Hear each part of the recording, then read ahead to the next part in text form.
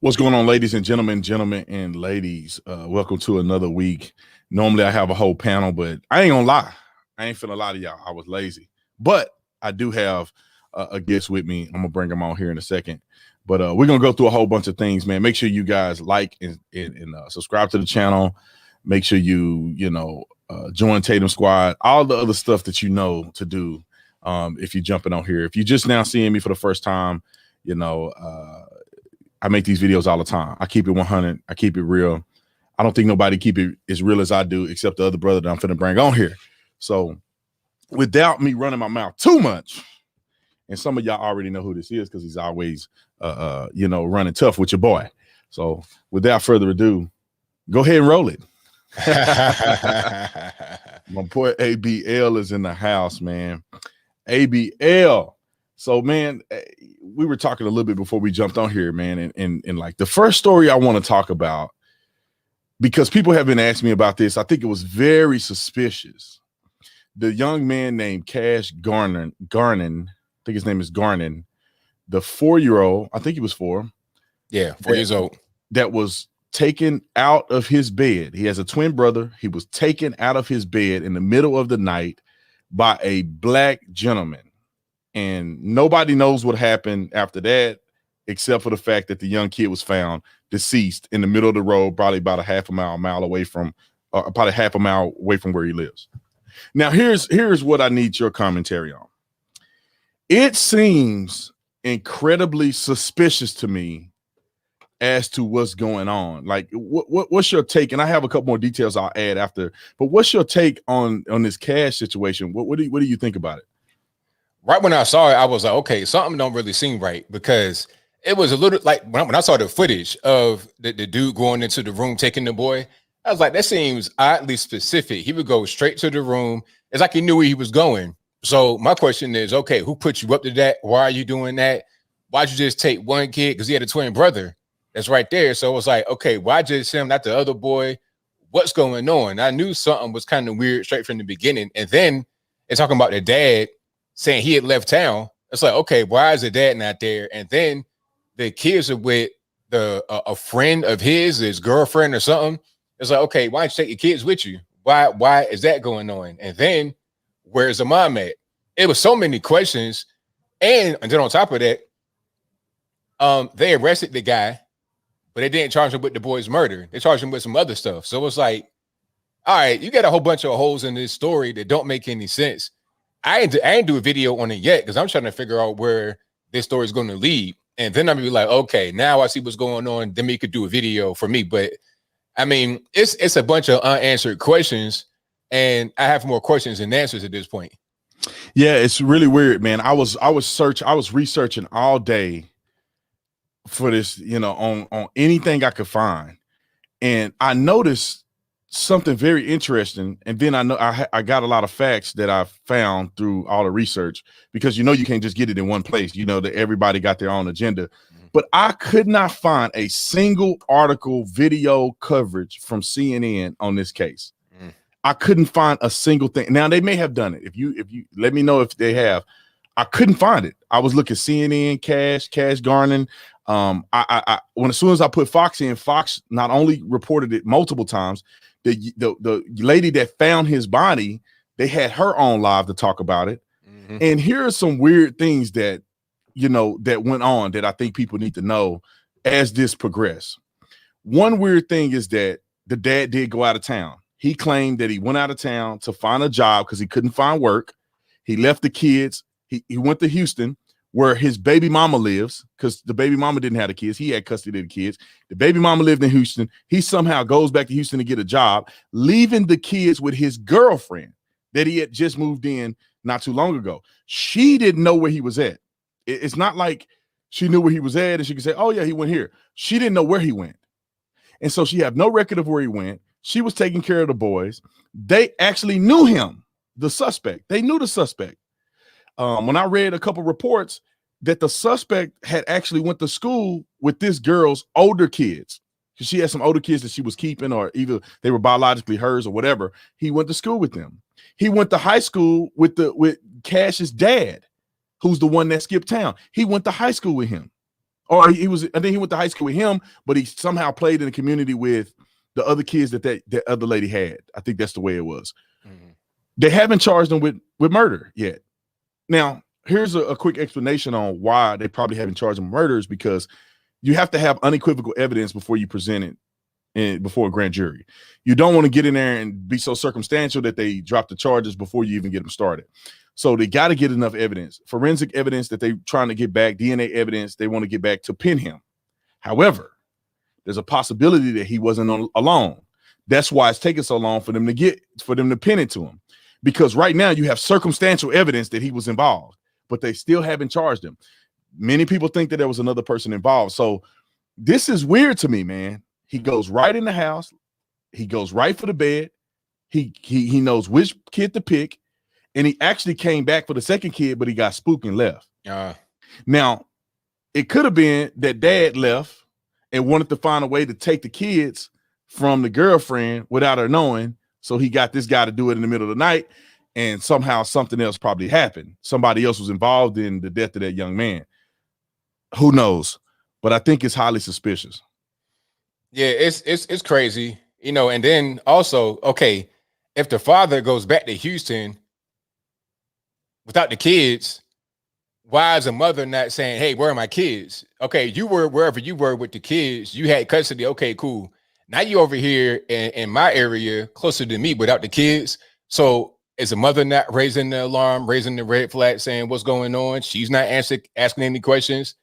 It just, the whole situation is crazy. And I feel like you're going to see a lot of things that come out about this. It's going to be one of them things you see on Lifetime 10 years from now. There's going to be this whole big long story about all the twists and the turns and everything that's going on.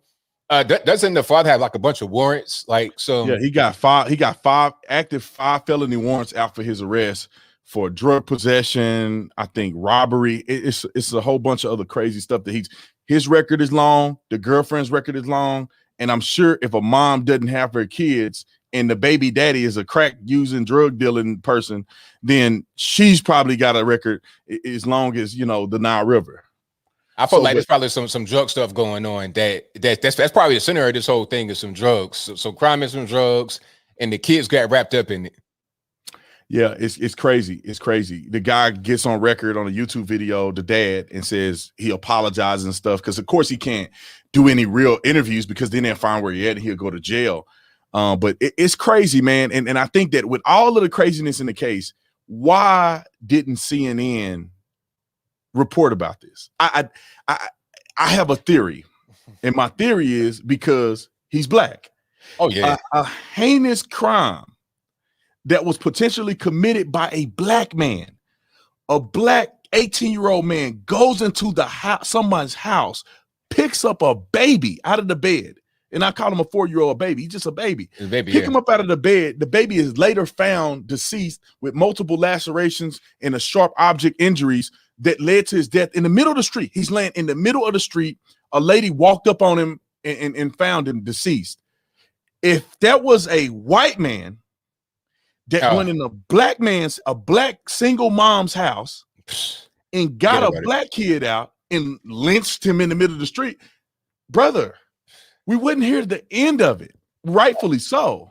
Hey, you would have the FBI out there right now, wherever he's at, wherever that video was made, a YouTube video, or they're gonna find him, knock on the door. Oh, come on out, sir. We need you to come on out here right now. Like, and if you don't come out, we're gonna go ahead and bust in, guns blazing, all of that. And rightfully so. Don't get it twisted. Rightfully so. But since the boy is white and the guy that's arrested is black, all of a sudden it's not so much of a, you know, it's no real sense of urgency. It's like, whatever. We get to it when we get to it, which is terrible. It shouldn't be like that. You're talking about little kids, little babies getting killed over nothing.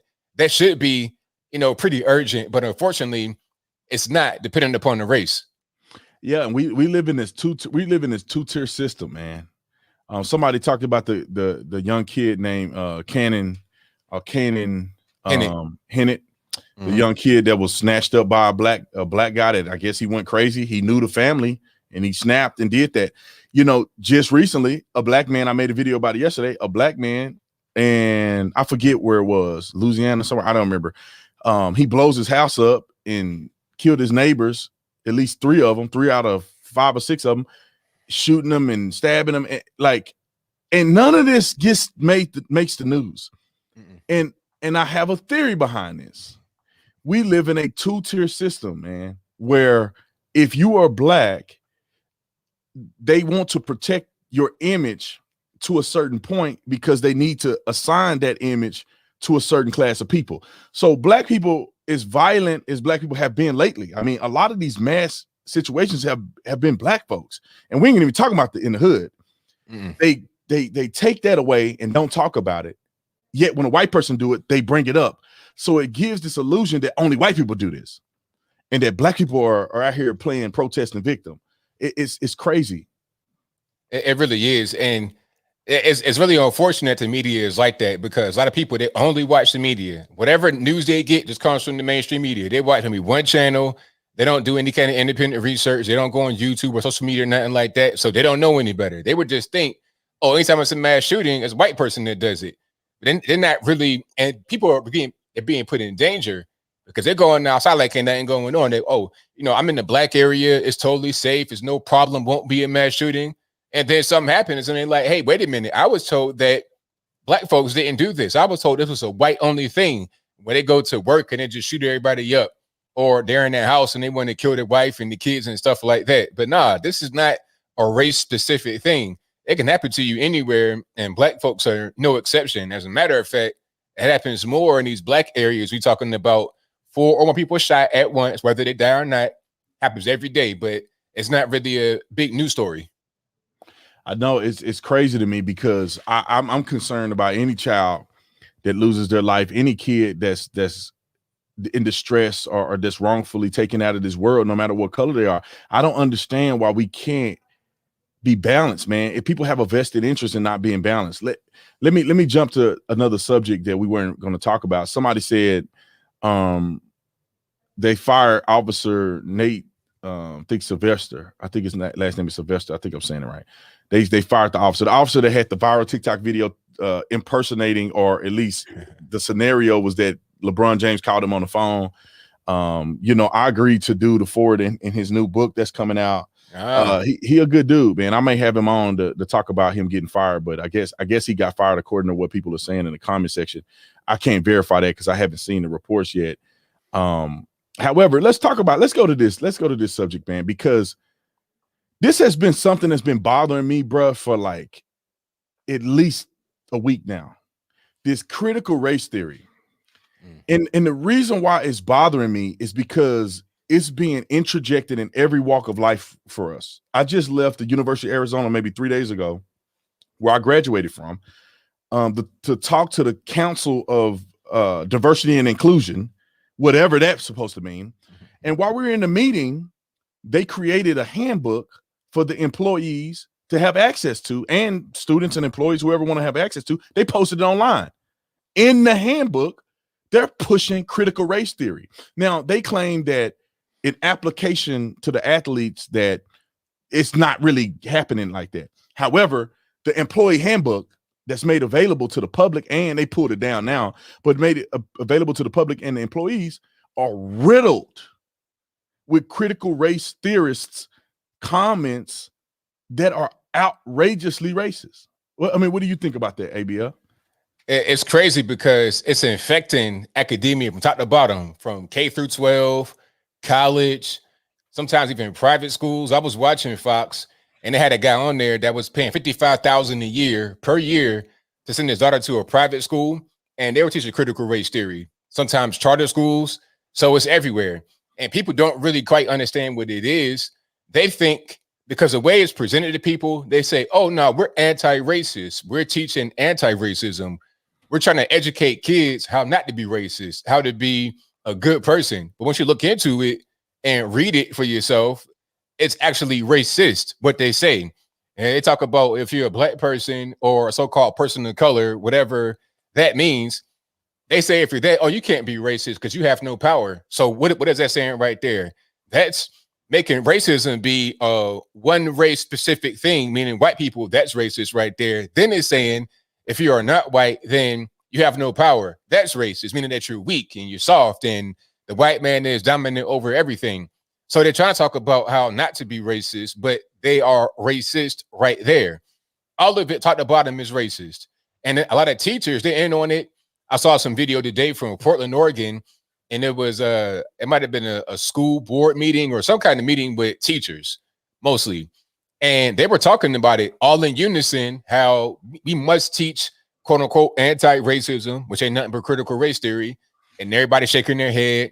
And these people are teaching your kids, little kids, about things that they should not be talked about at all in school, not in the least bit. So it's really dangerous for this whole thing to be in academia at all.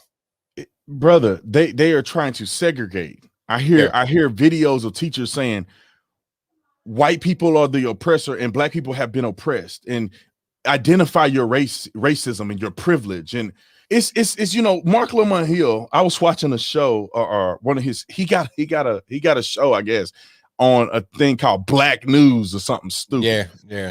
I'm gonna tell you this about Mark Lamont Hill. When I was a liberal, and I wasn't even into politics though, I was at the National Black Police Association, and I don't know what year it was. We were in Philadelphia. He was the keynote speaker, and he was so suave, right? He hitting on this girl. It was her birthday. He ended up getting her a dessert with a candle on top. I don't know how he did it. And the girl was good looking. She was fine. Right. I liked her, but I was too young. I liked her. I thought she was good looking. This guy had these Ivy League degrees, and I thought Mark Lamont Hill was a person I looked up to. I said, I want to be like Mark Lamont Hill, man. Brother, now that I have awakened, he the smartest, dumbest person I ever known. He was on television on his show getting schooled on critical race theory, and I'm gonna find the link so I can get the guy's name, but he was getting beat over the head.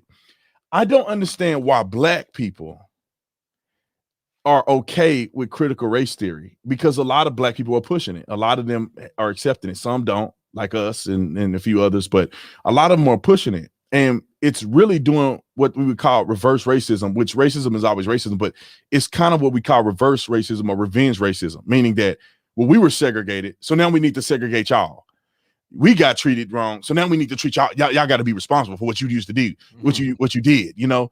And it's like, this needs to be talked about more, and people need to come out against these school districts for even uttering the ideas of critical race theory. They really need to, but see, the issue is that some of these school districts are top to bottom infected. It's like a virus. And it's like, how are you really going to get rid of this virus that is everywhere? Like I was telling you, there was this Portland school board or school teachers. It had to have been about 25, 30 of them in the Zoom, and they were all pretty much on the same page. So it's like, how do you really combat that? And then also, a lot of them, they feel like they're being bullied, they're being peer pressured by some of the unions to go along just to kind of get along and keep their job. It's a mess. But I mean, the parents got to be the ones that speak out against it, because if the teachers aren't doing it, if the unions aren't doing it, then it's got to be the parents. You got to be at these school board meetings, and they still have the PTA, whatever they got going on. You got to be there, because this can't be what's going on. You don't want your child to go to school and be taught how evil they are because they're white, or how soft and weak and non-factor, they are if they are not white. You don't want that for your kids. It's absolutely pointless. This is extortion. I realized it when I was in the meeting, and I don't want to disclose too much about what people were saying, but what I found out was that the Black Lives Matter movement that you saw all across the country, you saw it all across sports and college football and college basketball, whatever, they were extorted because the NCAA forced universities to adhere to the BLM mantra and have to wear the shirts and supporting BLM and being allies. And even if universities didn't want to do it, are you going to be the university that didn't do it? Are you going to be the university that they cast out, and you are the outcast and you hate black people? They have extorted universities into forcing this. I was with them, and I was having a conversation with them, and I said, it's not okay for you to have young brothers come into the university believing in racism and white supremacy and white privilege and all of this other stuff. You can't just say, come in, we'll hear you, we'll listen to your woes. You got to say, no, come in, let me correct you. This is all fabricated. It's all wrong. And sadly enough, these universities don't want to take a position. They just want to sit back and be like, oh, everybody has the right to their own emotional feelings. And it's like, no, if a white kid came in there and felt like he believed white people were superior over black people, you would correct him instantly because it's wrong. It's scientifically wrong, materially wrong. But black people can come in and want you to observe their oppression. It's heartbreaking to me, man. Yeah, man. It's heartbreaking. I think what you said about extortion, that's right on it. And, the center of it is money. It's all about money, because what if one of these schools says, you know what, we're not going to, go down this whole Black Lives Matter road. We're not going to endorse that. We're not going to wear their shirts. We're not going to do all that stuff. Then what's going to be the actual result? Oh, okay, well, the NCAA, how about we just not play any games at your school? How about you're not going to be in the conference anymore? You're in a big conference. Okay, how about we vote you out? You go down a pay, you're not going to get the TV. You won't get the money. You won't get what you had before. It's a money thing, and also reputation. You're going to have lower enrollment because they're going to put you in the news talking about, oh, X, Y, and Z school, they're racist. They hate black people. Somebody got caught on videotape saying something crazy, although it's not crazy, but they're going to put that narrative out there. And the only way to fight against that, I think, would be to have more universities become unified. But how is that going to happen? A lot of these people running the universities believe in the critical race theory. The leadership, they on board with it. They don't even really know what's going on. They don't understand how deep the extortion goes. They don't understand that really on the other side of the BLM is all about money too. Black Lives Matter itself, you got Patrice Cullors, one of the co-founders of it, living large with her wife up there in LA and Atlanta, with a house with a hangar on it, flying private airplanes, going off the islands, eating lobsters, drinking champagne, chilling. They don't understand that side of it. All they understand is the public image, that they don't want to be seen as racist or somehow hating black folks because they don't want to lose that money. That's what's going on. 100%, bro. I heard that she got, kicked out of BLM, or she stepped down from BLM. I saw a kid make a video today about it, but it is. I'm surprised that our country has gone down this path. I'm absolutely surprised that it has infiltrated and got this deep in our public affairs. Racism in America and systemic racism and police brutality is all a myth. The way it's presented. There are racist people. I have yet to encounter a real racist person. And if I did, they have absolutely no power over me. Even if they did call me the N-word and stick the finger up at me and say, I don't like blacks in my store, they have absolutely no power at this point. They will go to jail. The whole store gets shut down if you were to be racist, openly racist against somebody. And police brutality, police beat people up all the time and they're resisting arrest. It's called use of force. Just because you don't like the way it look, or just because he's black and the person is white, doesn't mean it's police brutality. I was driving today and a cop got behind me, and I drive a nice car. A cop got behind me, and in my mind, I'm thinking about what other people are thinking. That they see a cop behind me and I'm in a nice car, he must gonna pull him over. Not one time, bro, did I think I'm afraid of the cop to put. Right. I'm like, bro, all my stuff is legal. I'm following the law. If he pulls me over, I got my gun on me, but I'm gonna have my hands on the steering wheel. I'm gonna say, sir, I'm armed. How would you like to deal with this? And if he's wrong, pull me over for no reason, that's fine. I'm gonna be respectful. He gives me a ticket, I'm gonna fight it in court. I don't understand what the problem is. And if I do those things that I just acknowledged, nothing will happen to me ever. Right. People get scared for no reason. Like, I'm in the car sometimes with guys and they, here come the police and they, throw their lights on. They get all tense. Like, what you tense for? I mean, what you got some dope in the car? Like, I need to know about, because if that's the case, then we can, I might need to take a run for it. But I mean, as long as you have everything, all your ducks in the row, your tags are straight, your license is straight, you don't have no cocaine or nothing in the car, you're fine. What's the point in getting all nervous? When I never get pulled over. I mean, but when I do get pulled over, okay, license registration, I'm not going to sit there and try to fight and try to be combative for what? Why? It's a simple traffic stop. It's not a big deal. Why we need to get into some kind of confrontation, some kind of argument? And the same thing you said, if I got a gun on me, I'm gonna let you know, hey, I am armed. Whatever we got to do is fine. You take the lead from here. I do my job, you do your job. Very simple. And a lot of times when you cool like that, from my experience, I can't speak for everybody else, but when you cool like that, you likely to get off. You might get a warning because they're relieved to have everything go so smoothly. They cut you a break. I've done that many times. I get pulled over, dead wrong. I got bad tags, all of that. I get a warning. Like one time I got pulled over many years ago. I was going to work. This might have been like 2009, 2010. I was going to work and my tags are bad. At the time, I couldn't afford to get my tags updated. I was like, hey, my fault, man. I know my tags are bad. I'm about to go to work. I work right here. It was like, all right, man, go to work, man. You good. And then that was it. Like they're actual normal people. Just talk to them like normal people. Be professional, and that's it. Ain't no point in getting all tense and scared when you get pulled over. I never understood that. Well, you know what? If you're a criminal or if you're buying into it, you're going to be tense. Like if I had a pound of Coke on me, of course I'm going to be running from the, of course I'm going to be, and this is what people don't understand. Like and I'm not the only cop in the world. Okay. There's a lot of other cops that did it. When I would pull people over right away, what's going on, just talking to people. And I have never had a person flee from me that wasn't a criminal. Never in my life. I've never had a person just flee from me because they were afraid. It never happened. Right. Only people that flee from traffic stops are people with stuff to hide. I have never got violent with anybody on a traffic stop that wasn't fighting me.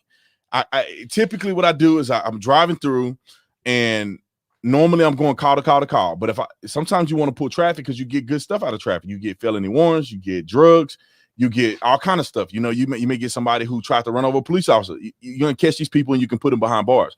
So you go up and you run plates. Oh, look at that car. Look at that car. Oh, look at that car. Ain't got no hubcaps on it. Let me check this car. Because if they don't take care of their car, they probably ain't taking care of registration, nothing else. Right. I really don't care to give you a ticket. I really don't. I run your stuff. Ding, ding, ding. Oh, okay, this person got a expired registration. Okay, well, I'll see what happens. Pull them over. Hey, sir, you got your license registration.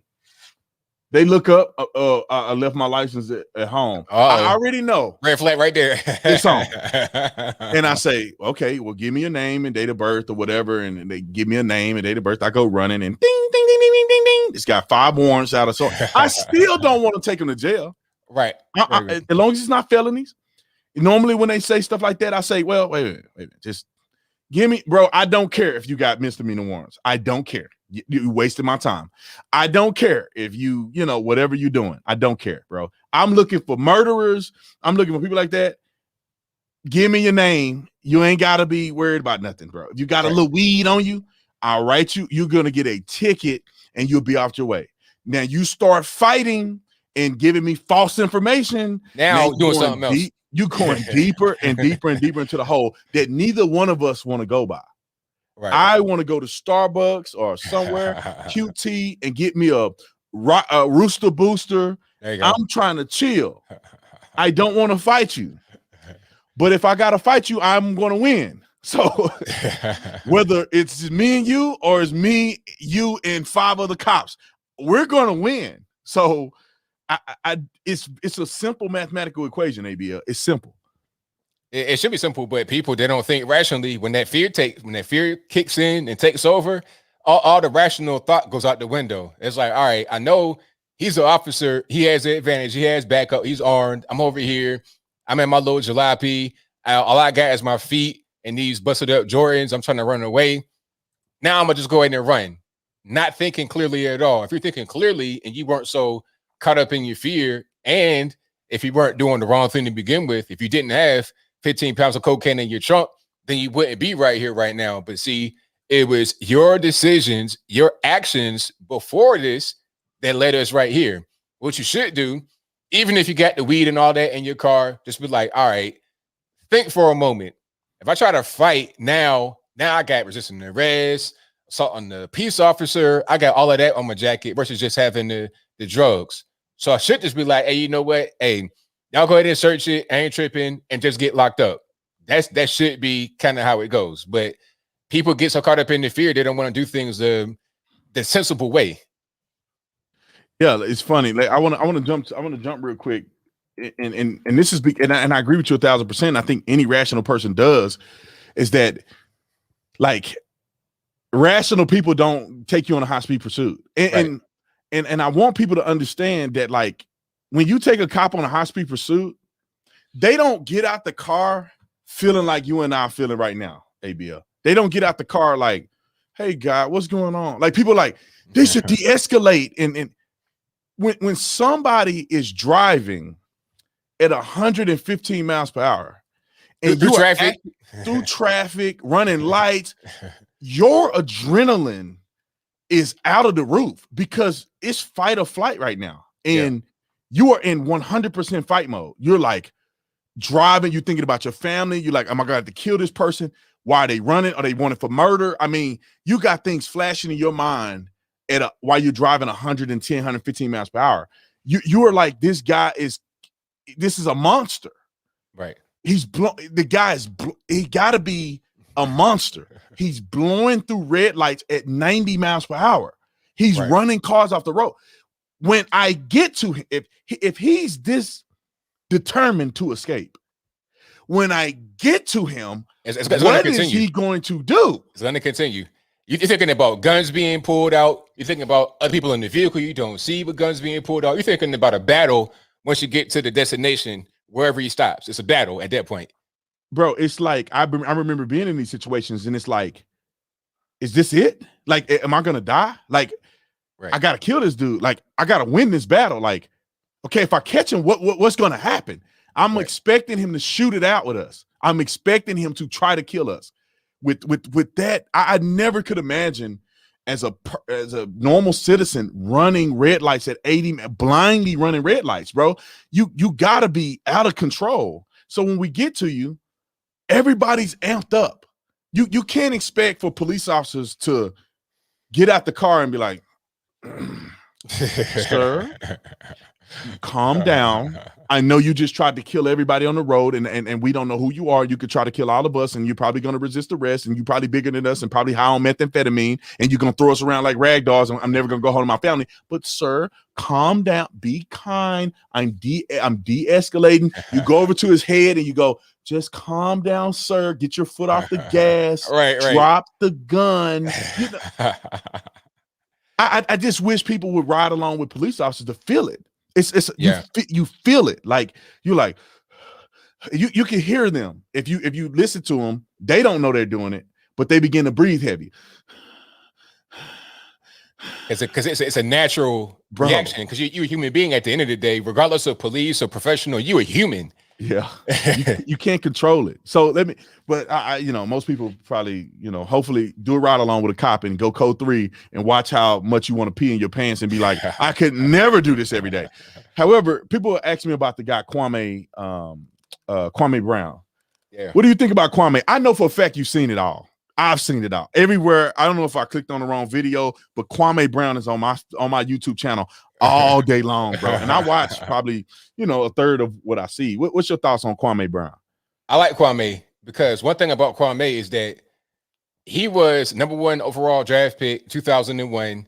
And all throughout his career, they said he was a bust. He was trash. He's terrible. Can't play basketball. It just, drug his name through the mud.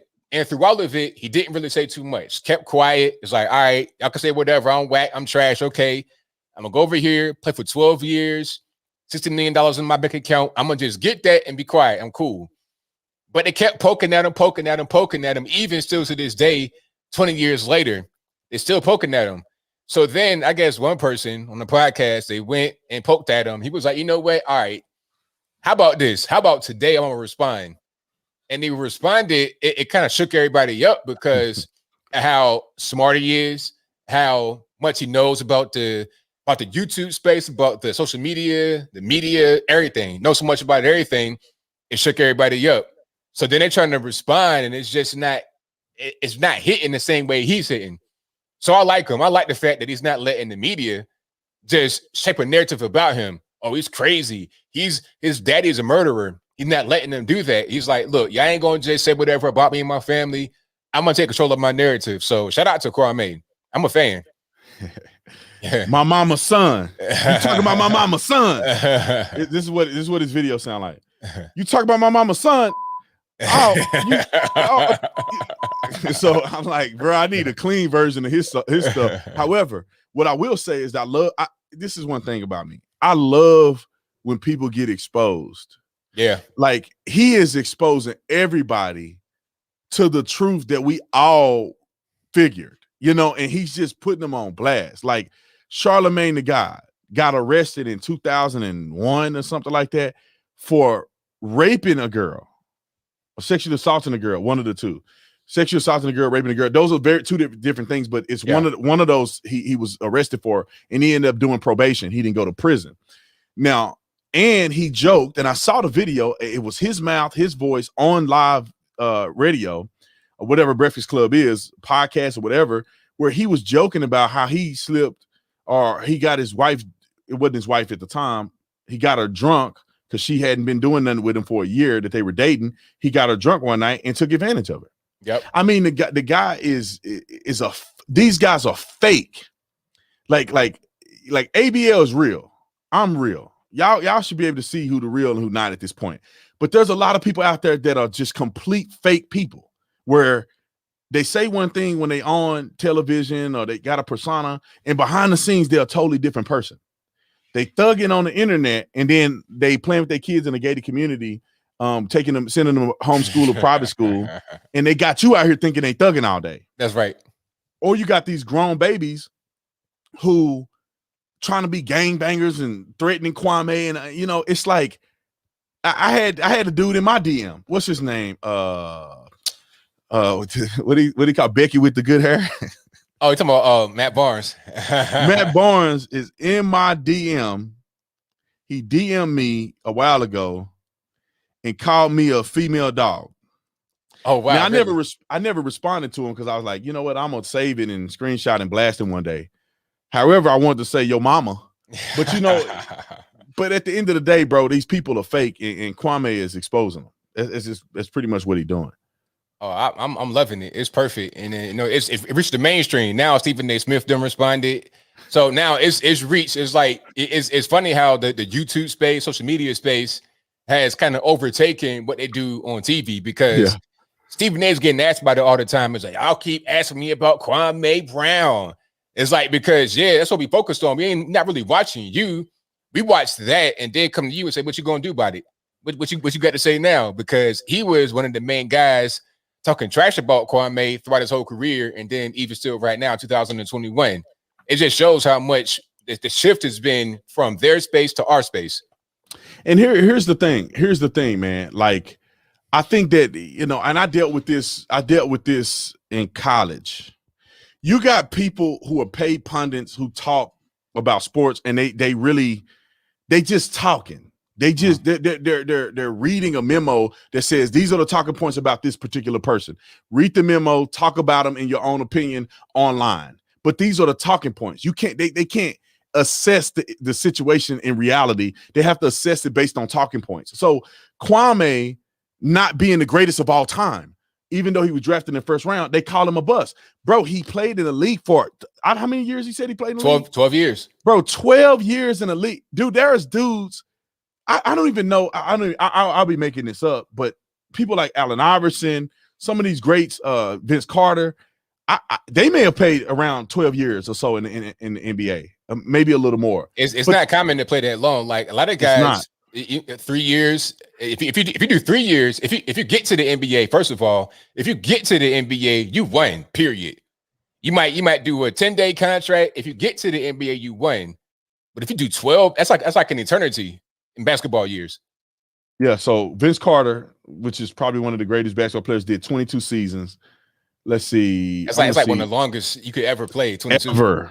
Yeah. Let's see. Allen Iverson. How long did he play in the NBA? He played 14 seasons.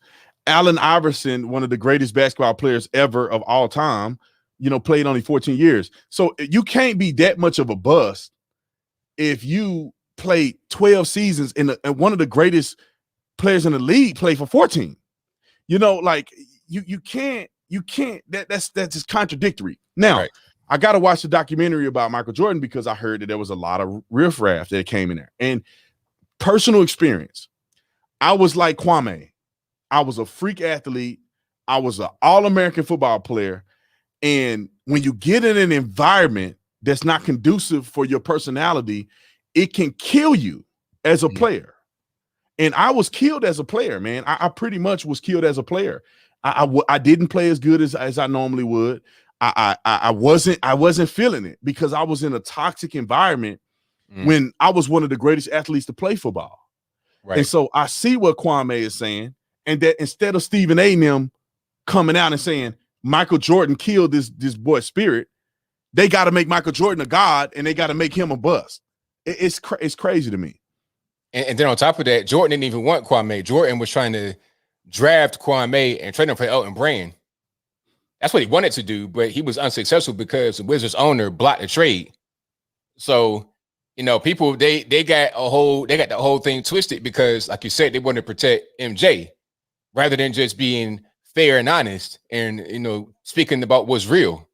And like I said, I dealt with this in college, man. Like people have a player on the team and they'll say, somebody will say, man, he's such a smart player. And then now everybody is speaking of this player through the lens of he's a smart player. He's a smart player. Oh no, he blew a coverage. He don't know none of the plays, but he's a very smart player. It's like Michael Jordan was a god.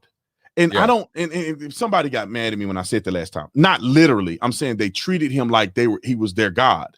And so Michael Jordan could never do anything wrong. And I know that he was the greatest of all time, but killing young players that come on your team because of your personality, you know, I think that that's a problem. Although personally, you have won a lot, and of course, he had Dennis Rodman. He had a lot of beasts on his team. Scottie Pippen. Oh yeah. You know, he had some players, right? So it wasn't just him. However, if you were killing players in the process, if you were a player killer, you know, and I'm not saying he was. I'm just saying if you were, to me, that says more about your character than you being a winner.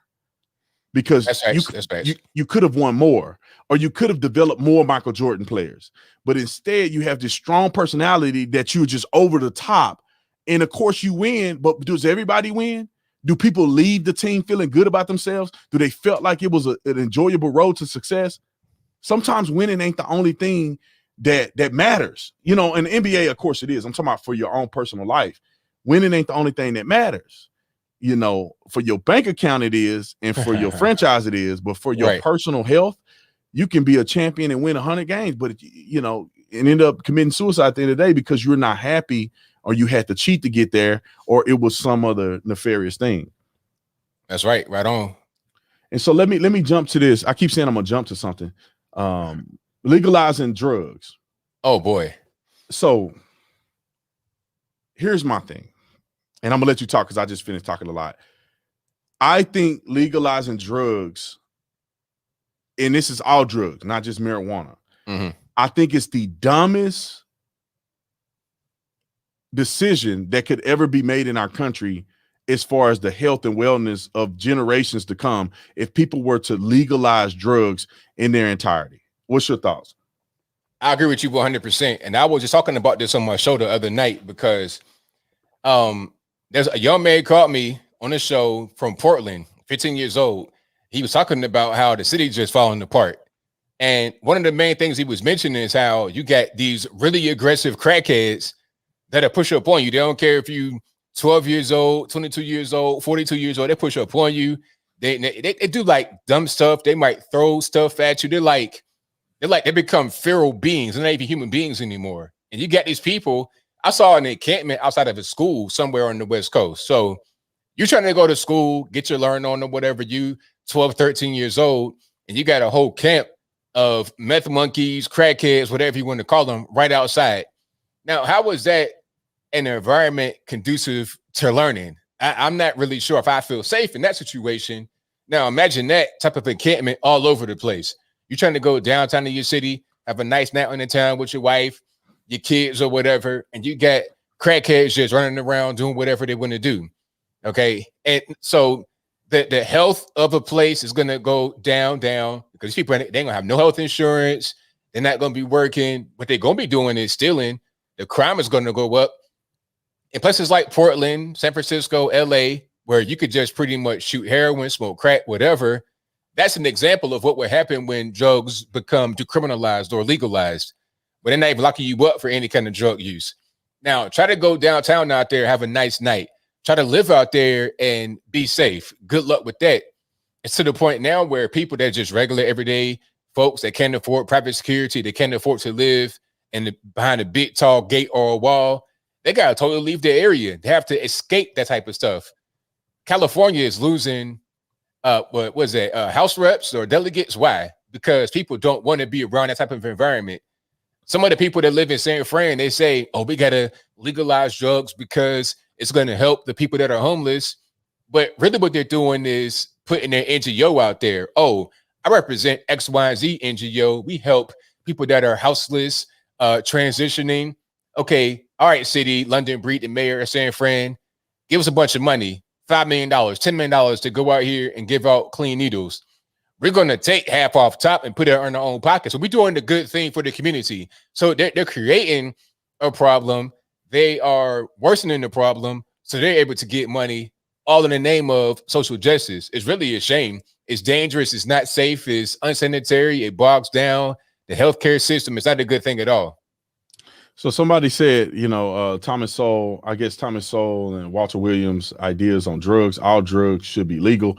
I don't know if that's what they said, or I'm assuming this individual is saying that's what they said. So let's talk about this from a logistics perspective. Marijuana is not, I'm not including marijuana in this.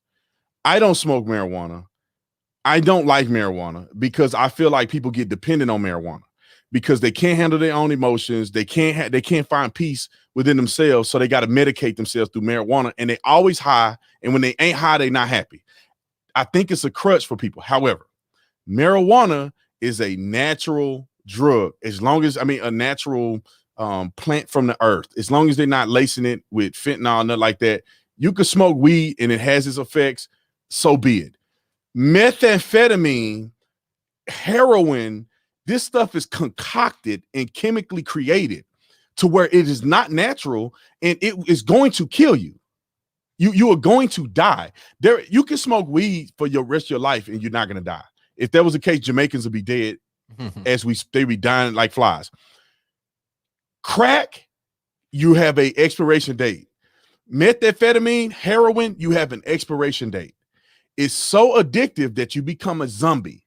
I don't know anybody that smoke crack that's not a crackhead like you would see them. I don't know anybody that's on heroin that you don't catch them on a nod. When you let this go on in society, people are trying to make drugs illegal or legalize them so you don't go to jail, so you're not enforcing the law on them. However, the effects of drugs still persist, and it's going to get greater. Zombieing people are going to still need to smoke the drugs, and they going to come to your house to get the money to still smoke them drugs. People in the drug dope game are going to still want to rob other people for their drugs. Legal marijuana spots get hit all the time because they want the drugs you got and the money that you make from these drugs that are incredibly addictive. None of that is going to change. The supply and demand, the nefarious means to accommodate the supply and the demand for supply, that is not going to stop. Cartel, the smuggling drugs into our country, people doing them, behind the scenes, lacing them with other drugs. Now they putting fentanyl in the stuff. Like, you guys are going to have a generation of people who are dying, and the cost is not going to be in the jail. It's going to be in the hospitals. It's going to be, the cops are going to have to show up. You know what I'm saying? Like, and let me say this, ABL, and I'm going to throw it to you again. Crackheads are not the ones going to jail. Crack is illegal. But when you smoke it, they can't take you to jail because of what you've ingested. They can't take you to jail.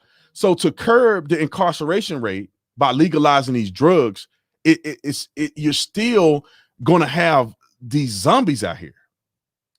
And there's still going to be more and more crime that comes with this. and let me finish with this. I swear I'm gonna stop. Most people who are smoking crack today, cops don't catch them anyway. Most people who are selling drugs, they don't get caught. So if you look at it, most people are operating under a legal system because it's legal. They're not getting caught. They have no consequences.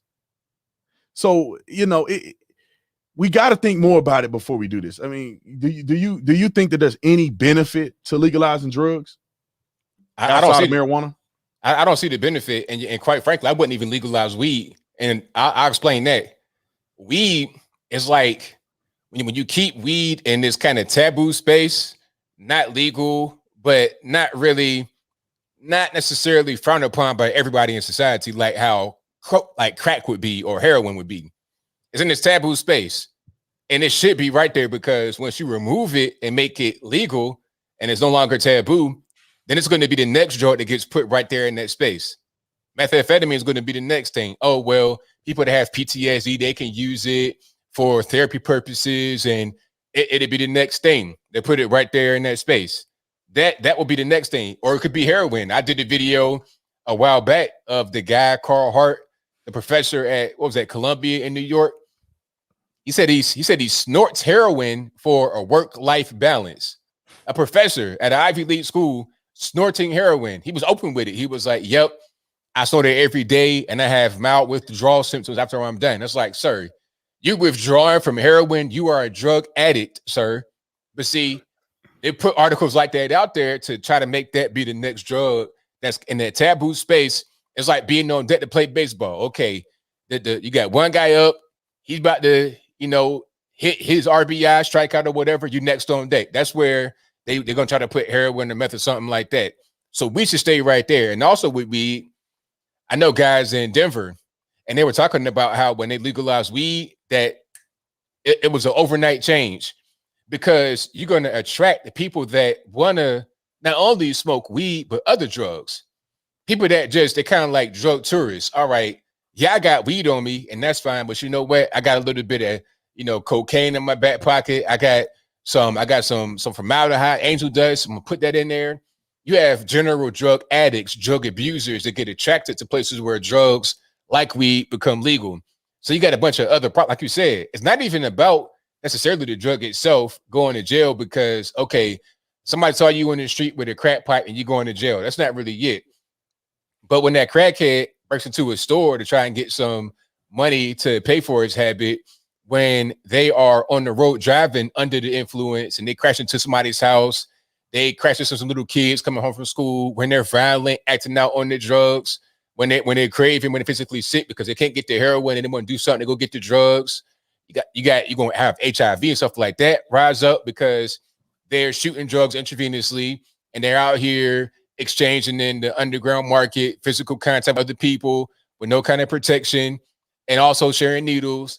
You're going to have a big toll on the healthcare, big toll on crime. All of that stuff spikes when you just invite drugs to a place. So I'm against all of it, quite frankly. Yeah, let me piggyback, because a couple people, most people I think agree, but a couple people are saying this is what I'll say. If I in a perfect world, I'd say marijuana should only be used for medical purposes. If you have a medical purpose to use marijuana, then I think you should be able to get marijuana for medical purposes, because, to be honest, it's too much drama for the casual user. I don't know why people think this. Like, I do think marijuana causes a lot of negative side effects. And then you have to say, once this becomes openly acceptable, how young are people going to start smoking? And what does that do to you, the development of your brain? The male brain doesn't fully develop until 25 years old, 26 years old. So if you're smoking marijuana at 17, 16, 15, and it's legal, so you can be high all day. You can smoke weed all day. And imagine, I smoke weed. Have you ever smoked weed before, ABL? Yeah. I used to get high when I was 8, 9. I used to get so high. I used to do this. I was so high, I felt like my lips were like this big, bro. And so I used to be like, my lips. And then I closed my eyes and I'm just spinning. And I was 8 years old, smoking blunts. I'm not talking about joints. I'm talking about blunt. My cousin was Swisher blunts. And so I'm getting high, man. And I'm like, bruh, if I was high, it's almost like getting drunk. Like, what if your children showed up to school drunk? Because are you going to put an age limit on it? Because is 18 acceptable? Because if 18 is acceptable for marijuana, that's like saying 18 is acceptable for drinking alcohol. And if your kids smoke weed and they come to school high, how are they going to make it if they're high at school?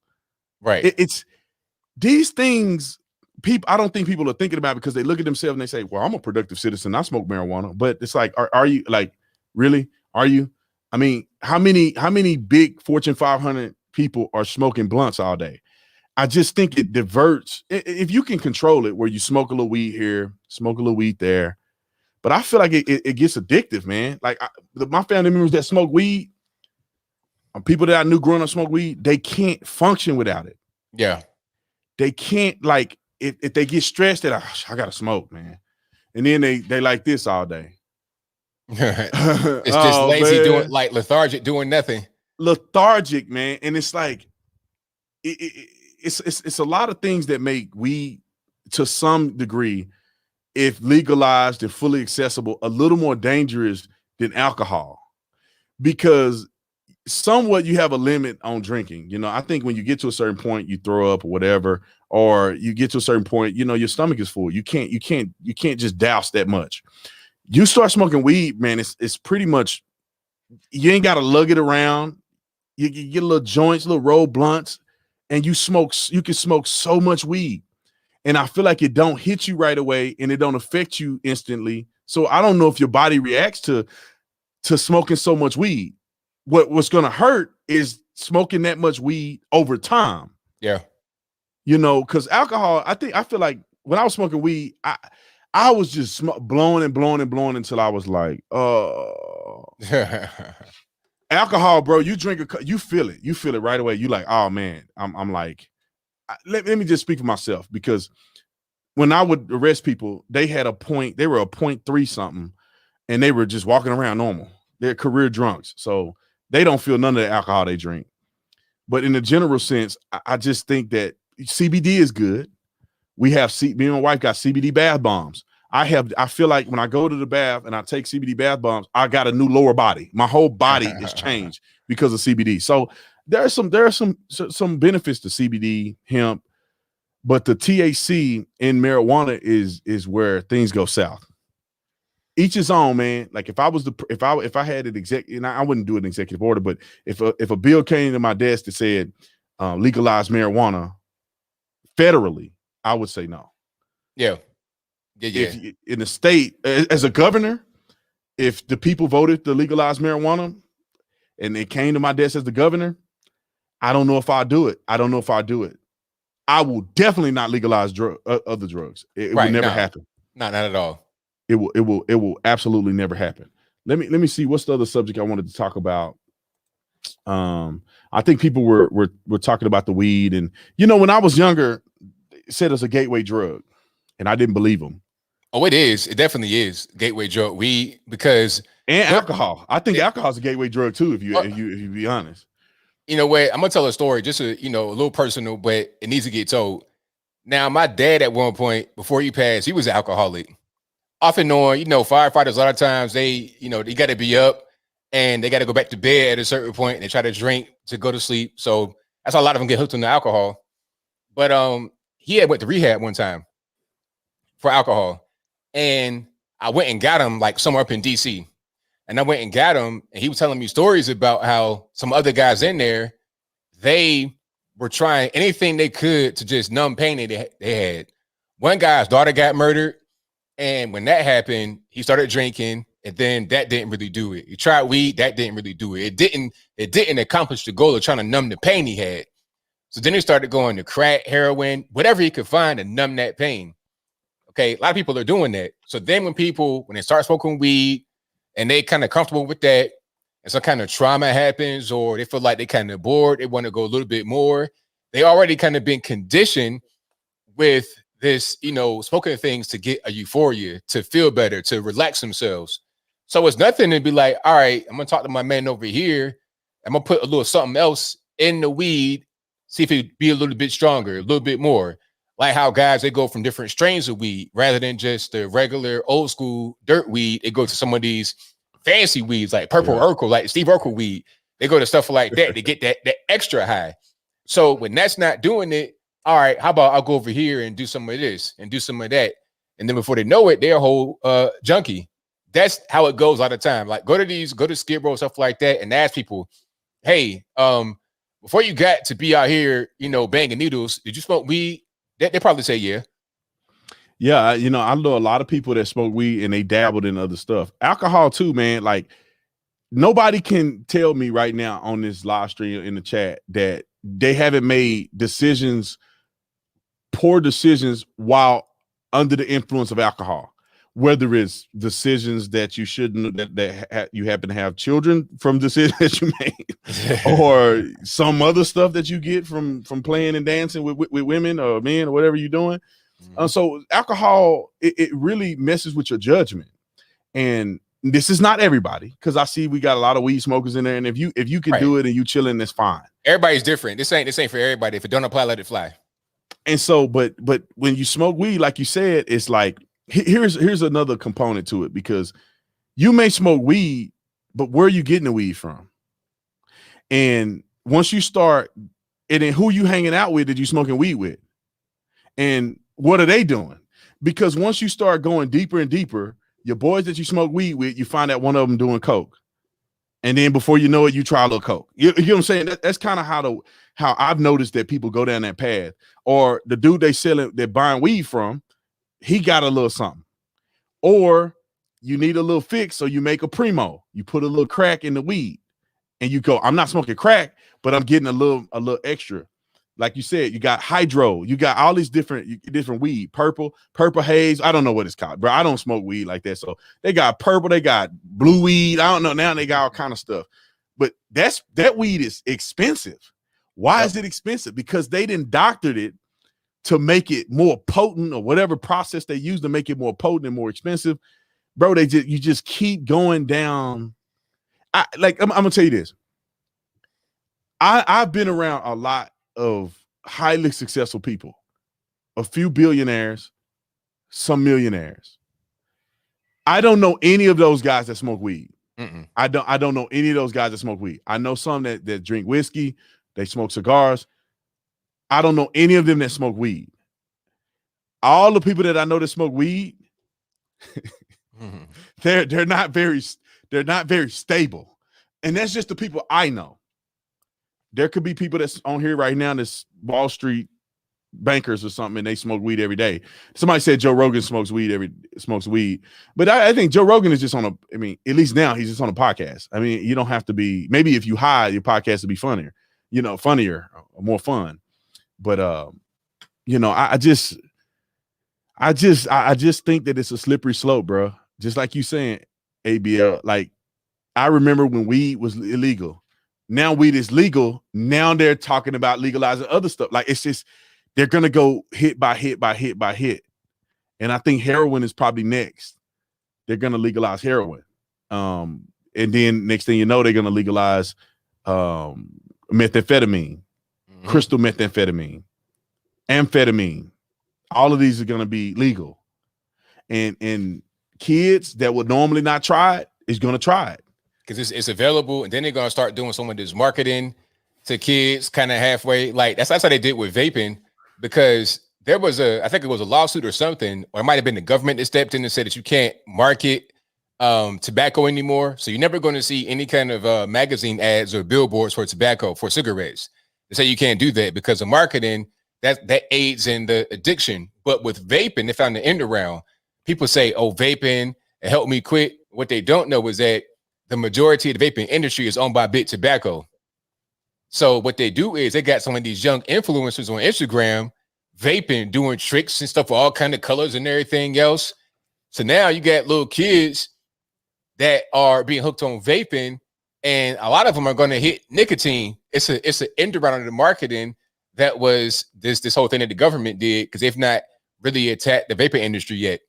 But that's how they do. This all about trying to make money, get your kids hooked on that nicotine. Yeah, you made a good point that I hadn't thought about yet. You made a point that I haven't thought about yet. I guess Mike the cop was in the comment section. I missed him. I told him I'll add him in here if I can get to him. But advertisement. Think about it. I mean, think about it. Like marijuana, when it's widely more acceptable, they're going to advertise marijuana because, bro, crack, cocaine, methamphetamine, heroin, it don't have to be dirty and nasty like you see these. This is the low of the low. They can amp it up and make it a more professional, acceptable thing to do. Yep. But it has dire consequences. You know, I think cigarettes are bad. I really do think cigarettes are bad. My grandmother was smoking cigarettes for like 40 years now. And my grandfather, he's unfortunately, he's dying from a lung cancer or what is called COPD. Yeah. And that's exactly why. I mean, we know he's not gonna live long. He can barely breathe on oxygen now. He's gonna die because of the smoking of cigarettes. And he still smokes cigarettes. They almost blew up the oxygen machine smoking cigarettes. And my granddad was the same way on my mom's side. Like he died many years ago, but he had a whole one of them big tanks that would go from the floor to the ceiling almost. One of them big green tanks, and was still smoking. It's like, man, come on. Yeah, my granny and them caught the wire on fire or something. My mama was over there telling me that they were smoking and got the cord on fire. The cord that almost burned through the oxygen cord. Wow. And so I think they dropped some maybe ashes on it and it started catching on fire and they had to put it out before the car burned through to the oxygen. Wow. My grandma would have blew a whole house up. All our pictures, I need to go get saved. My grandma, all our pictures, my granny got pictures of the whole family, man. Everybody, great uncle, grandma got all the photo albums. And my granny has been taping TV for the last 35, 40 years. Every day. Wow. She tapes television, every show, all the Martin episodes, every show that have ever come on TV. My grandma has taped them. And they're in her house. They from the floor to the ceiling. I taught her how to convert them from VHS to DVDs. So now she got 5 times as many because she could put 300 in a Tupperware thing versus them VHS tapes. She was maxing out, Right. So, but anyway, cigarettes are bad. They found that they are cancerous. They're a lot of carcinogens in it. And people get cancer and they die from it. It's bad for your lungs. Show examples of the lungs, on smoking. The difference between that and I don't know. I don't know if cigars are any different. In cigars, you don't inhale a cigar. You're not really smoking a cigar necessarily. Yeah. It ain't like a cigarette. Cigarettes are way different. Yeah, because when I smoked a cigar, I was told you don't inhale it at all.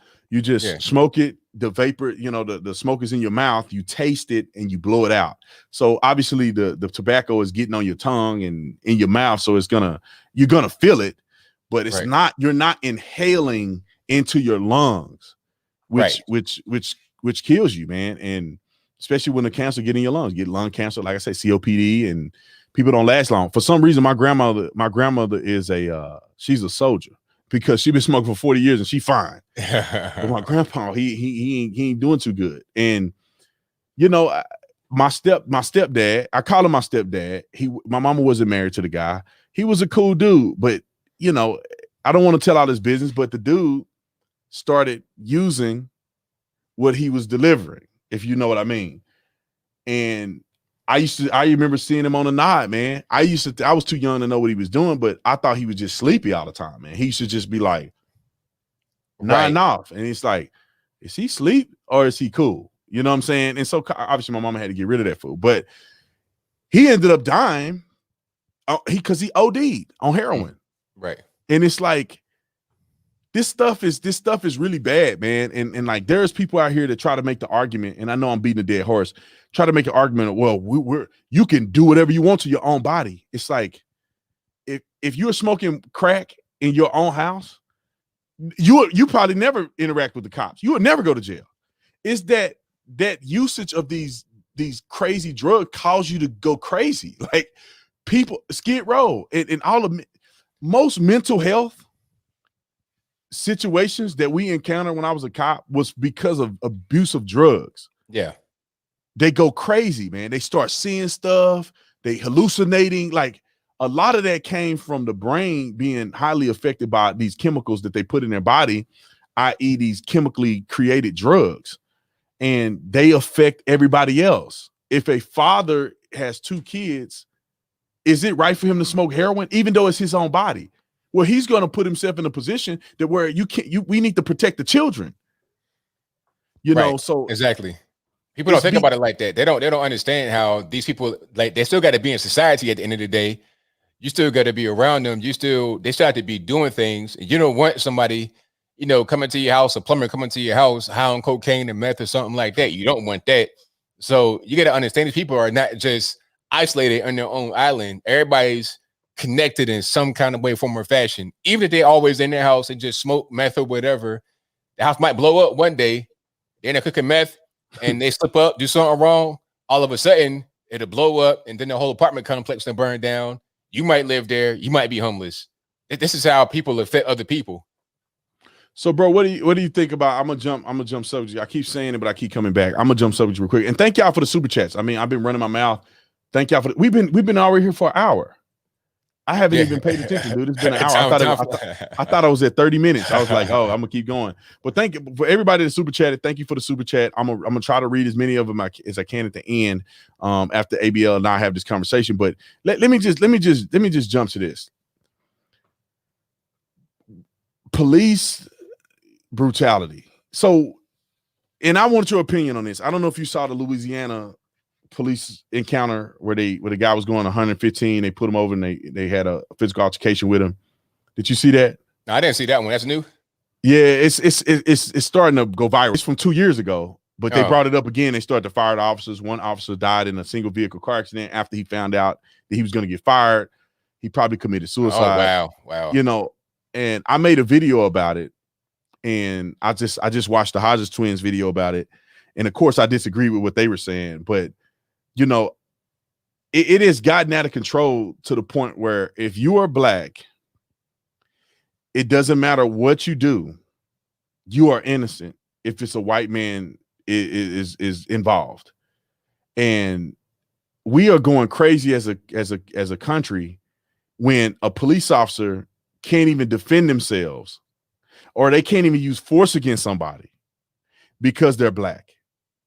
I had a guy tell me I can't give the details because it's under investigation. However, the gist of it is that he went to a particular call and a black person was doing something and he was afraid to do anything because he said, we may just let this dude go because, is it worth it? Yeah. Is it worth it? What if I shoot this guy? I'm going to be the next one, go to jail, And somebody want to talk about the Arizona audit. Have you been paying attention to that? I live in Arizona and I haven't even, I'm burnt out. I mean, my thing is this. To answer your question, no, I've not been watching it, but my thing is this. Wake me up when we get to a conclusion. All these updates and everything, I'm not even interested. When we get to the conclusion, when it's over, when they find whatever they're going to find, you let me know then. But until then, I'm not interested. It's exactly how I feel. Like everybody's like, Arizona audit. It's like I'm so sick. Like these people burnt me out during the 2020 election. Like unleash the Kraken and all this stuff that everybody was saying. And all these false promises. Yeah. Nothing has come to pass. Not one iota. Trump is not the president, and this half dead old man that's just running our country to the ground is the president.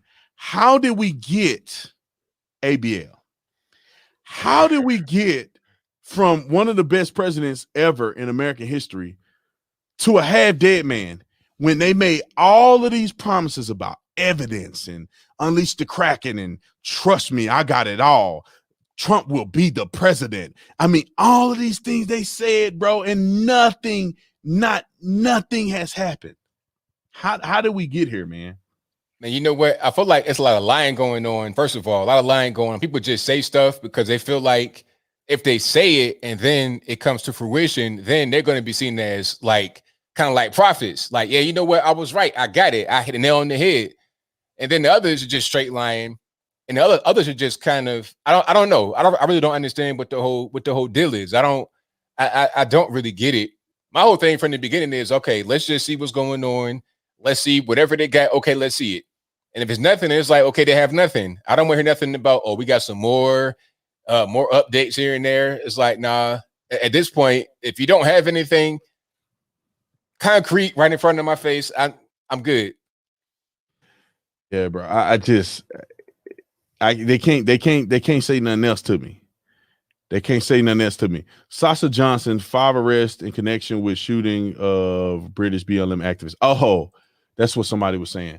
But yeah, like if I believe, I find it hard to believe. I'm gonna try to say this without saying too much. I find it hard to believe that with the enthusiasm that President Trump had, it is very difficult to accept the fact that he lost. It's hard to be, and it's hard also to imagine the fact that Joe Biden, who is the dumbest person on planet Earth and probably one of the most corrupt and crooked people on planet, that he got the most votes out of any president in American history. Like, it's very difficult to see those things without questioning the process. Oh, yeah. And so I get the questioning of the process, but these people lie to us. General Flynn, all of these people, and the My Pillow guy, I don't know what he got. Supposedly he won a court case just recently, but all of these other people, it appeared that they lied to us because maybe they got banned from social media, but it's like, where are they at now? Where they were raising probably hundreds of millions of dollars for a defense fund. Right. I remember they hit me up and I'm like, man, y'all already got enough money. You know what I mean? Y'all don't need no money from me. I could promote it on my social media, but all the money they raised for the defense fund did not win one case. And you can't tell me that every judge everywhere is just hook, line, and sinker. It's like, it makes me feel like y'all didn't have enough. Yeah. Y'all just didn't have enough. And even if you have enough, y'all didn't do nothing with it. And we knew that something was going to happen 2 years before the election. But y'all did nothing until after it happened and you want to scramble to put a team together. I'm burnt out, bro. They got caught flat-footed. And then when the Democrats did what they did, whatever they did, however they did it, there was no real way to counteract it. It just was like everybody got caught off guard, and I was like, oh, now we panicking, we don't know what to do. So really, I mean, quite frankly, I think that was just lost opportunity. And what we got to do right now is gear up for the next time, because you don't want to have no funny stuff happen in 2022 or 2024.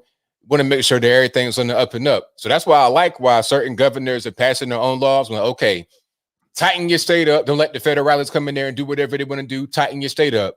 Require ID. Require that you must ask for a ballot rather than just getting one sent to you. And then you get 8, 9, 10 ballots from people that lived at your house before to fill out. You could just fill them all out. There's no ID required. You're not going to the ballot. Tighten that stuff up so there's more confidence in the election. I think the reason why George went the way it went with was that Ossoff and the other person, Warnock, the way that went is because people had no confidence. It's like, what's the point? They out here doing whatever they want to do. What's the point? You got to build that confidence back.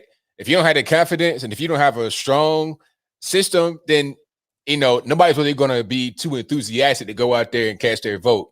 So if we could do that, then we'll be fine. I think we got caught flat-footed the last time.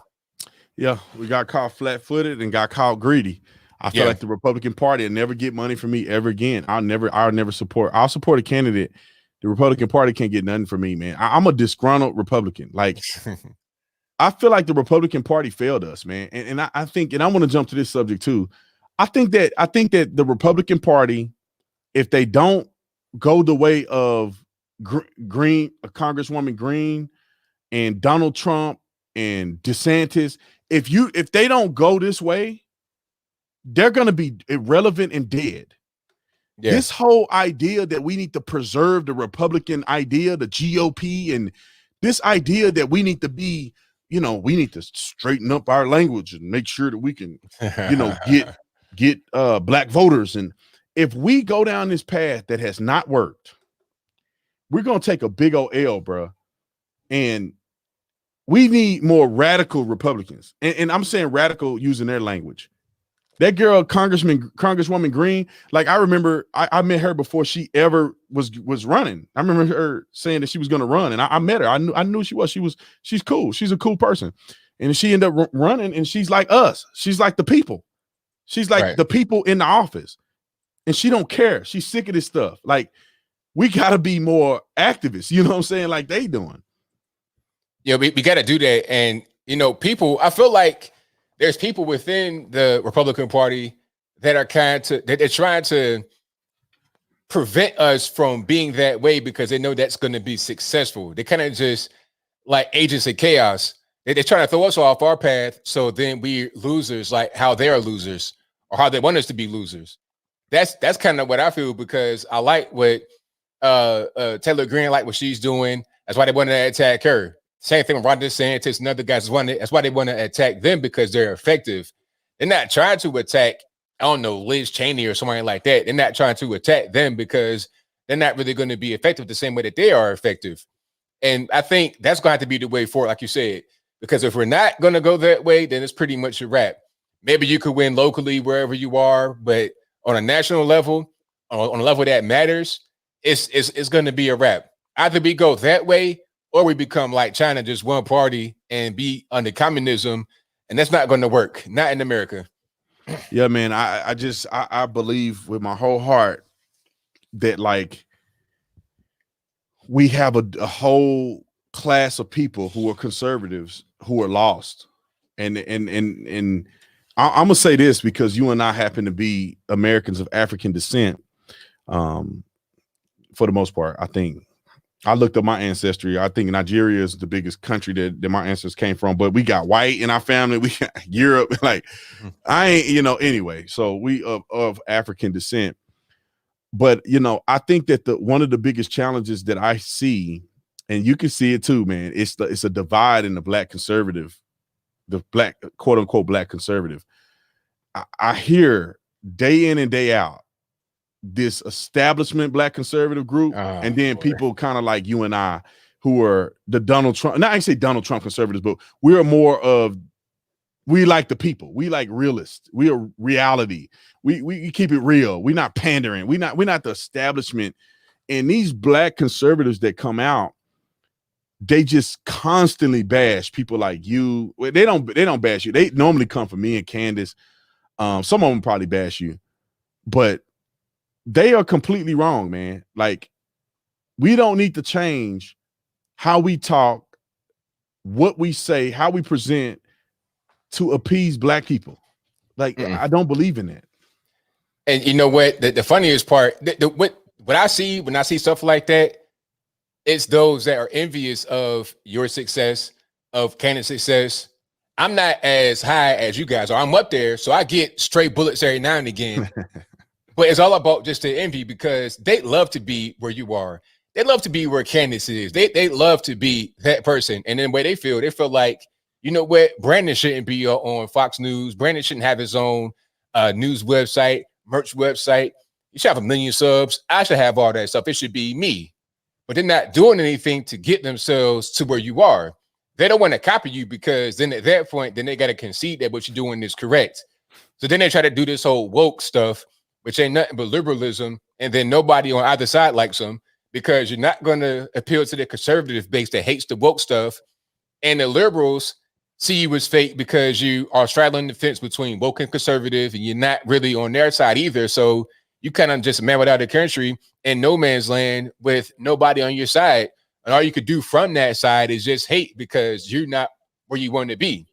So those people, I feel like, are the extreme minority. We are the ones that represent the majority of the people. That's why we have success. We could just do what we do. We're just being ourselves. They are trying to be somebody, and that somebody has no real representation that matters in the reality of the world. So that's why they hate, because they can't be what we're doing. Yeah, and it's sad, man, because I feel like, for me, and most of the people that I feel like they hate on all of us, at some point, I put them on and gave them opportunities, because I feel like everybody can eat. Everybody has a voice. Like, I don't agree with some people's style, but that don't mean that they don't have a voice to say something. And everybody can't be the same. Everybody can't be, oh,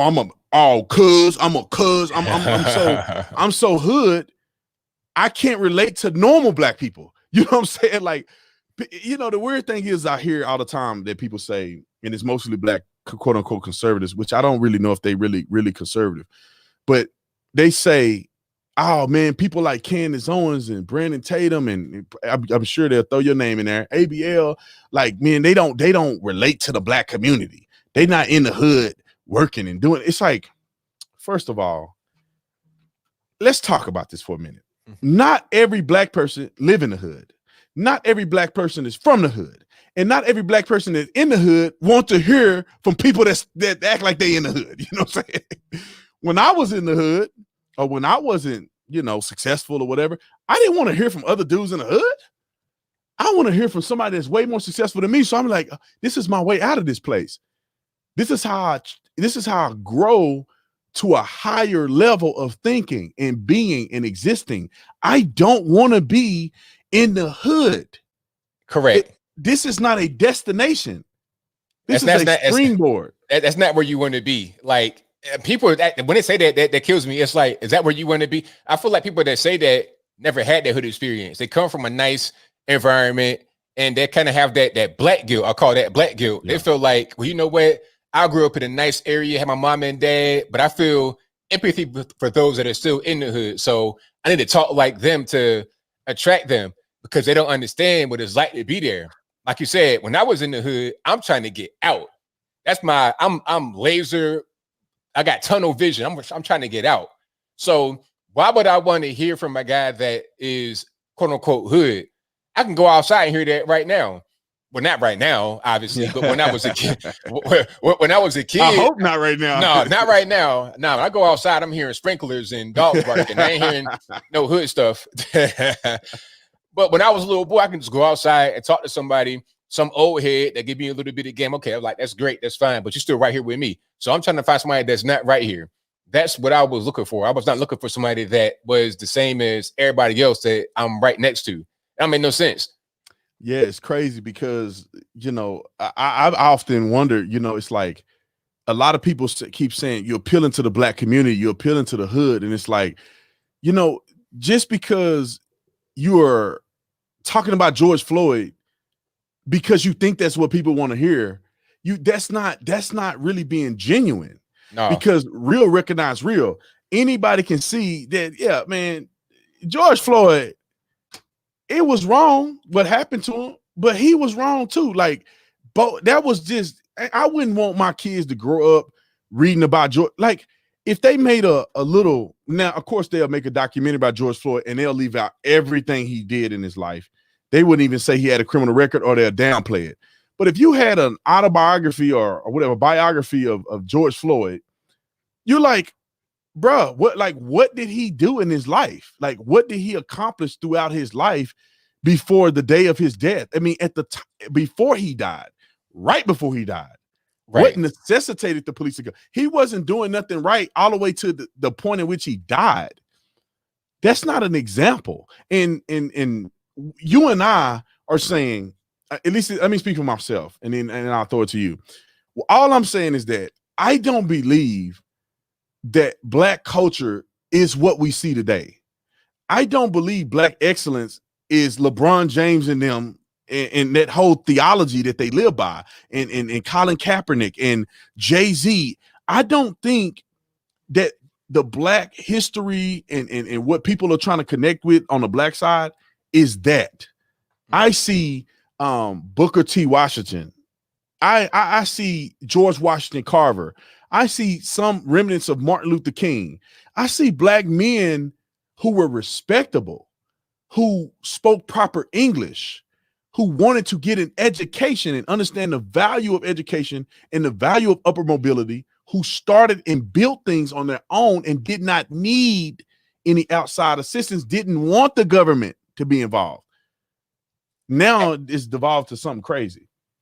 That's right on it, man. I mean, a lot of people have not had these kind of role models. They didn't really see it when they were younger, or even when they got to be an adult, they didn't really see any kind of role models like that. For me, it was my granddad. Like when I was a little kid, you know, he was riding around in his little SUV, like 94. He had a car phone with the cord, and then he was like a high up person in the school system in Roanoke. So he took me to the office, like, "Hey, Mr. Logan, how you doing?" I was like, "Yeah, you know what? That's what I want right there. I want people to say, Mr. Logan. I want that respect, and everybody wave to me. Everybody know what I want. That I'm not trying to be some dope boy that got 1 foot in the hood, 1 foot out. I'm not trying to be that. I'm not trying to live a dangerous lifestyle. I'm not trying to so-called keep it real. No, I'm trying to elevate. I'm trying to every day improve and become better in my life and be somebody that the community and everybody respects and looks to for information, just for anything. That's what I want to be. People, they don't see things that way. They focus about just trying to be real and keeping it true and keeping it hood. That stuff right there is for like little kids in high school. We grown men and women. We got to stop that. I know, bro. You hit the nail on the head, and I will finish it with this because we've been on here for a while. I don't want to run you dry, but you know, I think you hit the nail on the head, man. I really want to see a new renovative or innovative look at who Black people are. Like, I love when I go, like, that's why I live in a really nice neighborhood, and I only go to nice places. And I'm saying, if I had to go to the hood, I go to the hood if it was necessary. However, I like going into places. The other day I went to a cigar place. You know, I tried. The dude had a suit on. Welcome to Embassy Cigars. And I'm like, this is what I like. Here's the private. You have access to a private room if you have a membership that you, and I'm like, this is what I like. When I go to Scottsdale Gun Club, I'm associated with the private side. I like going in there and scanning my eyes and welcome, Mr. Tatum. How can we get you anything? Here's unlimited targets. You can shoot on a private range. You have events here. Like, I want the great things in life. I flew on a private jet. I did not pay for it. And do you know how I never wanted to fly commercial ever again after flying on a private jet? I drove up there in 15 minutes. You gotta be there 15 minutes before you leave. You drive up to the plane, you get out of your car, they valet your car, they put your bag, then you gotta go TSA check. Get in they don't even talk to you.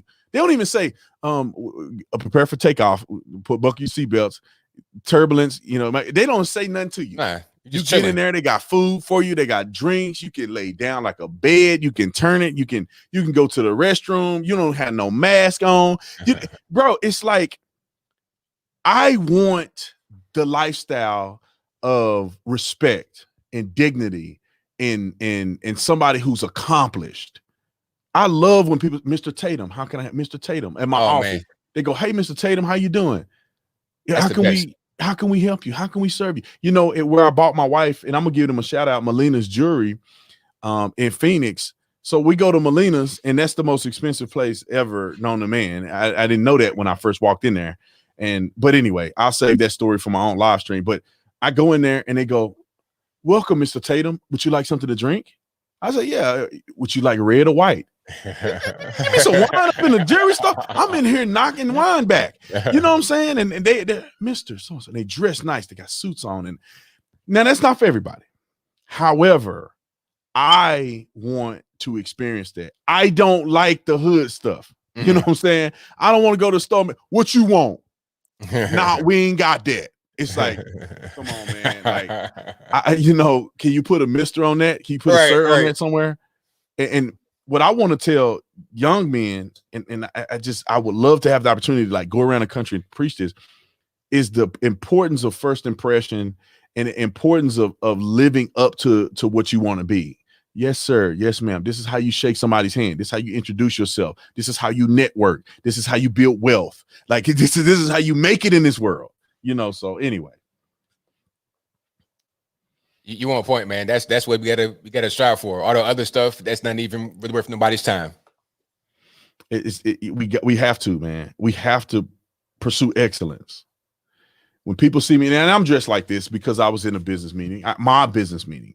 Companies I run. There you go. So I put my we had to go to the bank, and you deal with banks and stuff like that. So I put on me a nice suit and shirt and hard shoes because I represent myself and my family. When you go to the bank and you dress like this and you got a nice shirt on, good hard shoes, people will look at you differently. Then if I go in there with my pants sagging with a hoodie on, being like, well, y'all should respect me the same. No. I put my glasses on too. I have my glasses on, and you call people by their first name. You remember their name.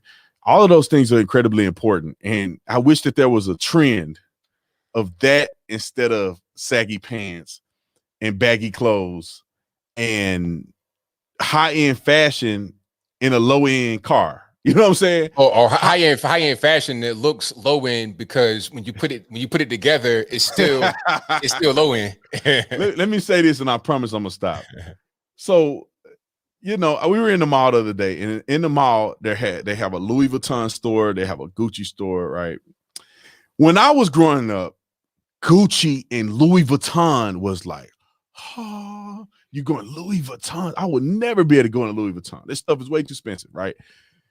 Now you walk by it, and hood rats are all in there with Louis bags, dirty feet, and just nasty. And they got Louis bag, Louis backpack, Louis scarf, and they go get in the Honda Civic.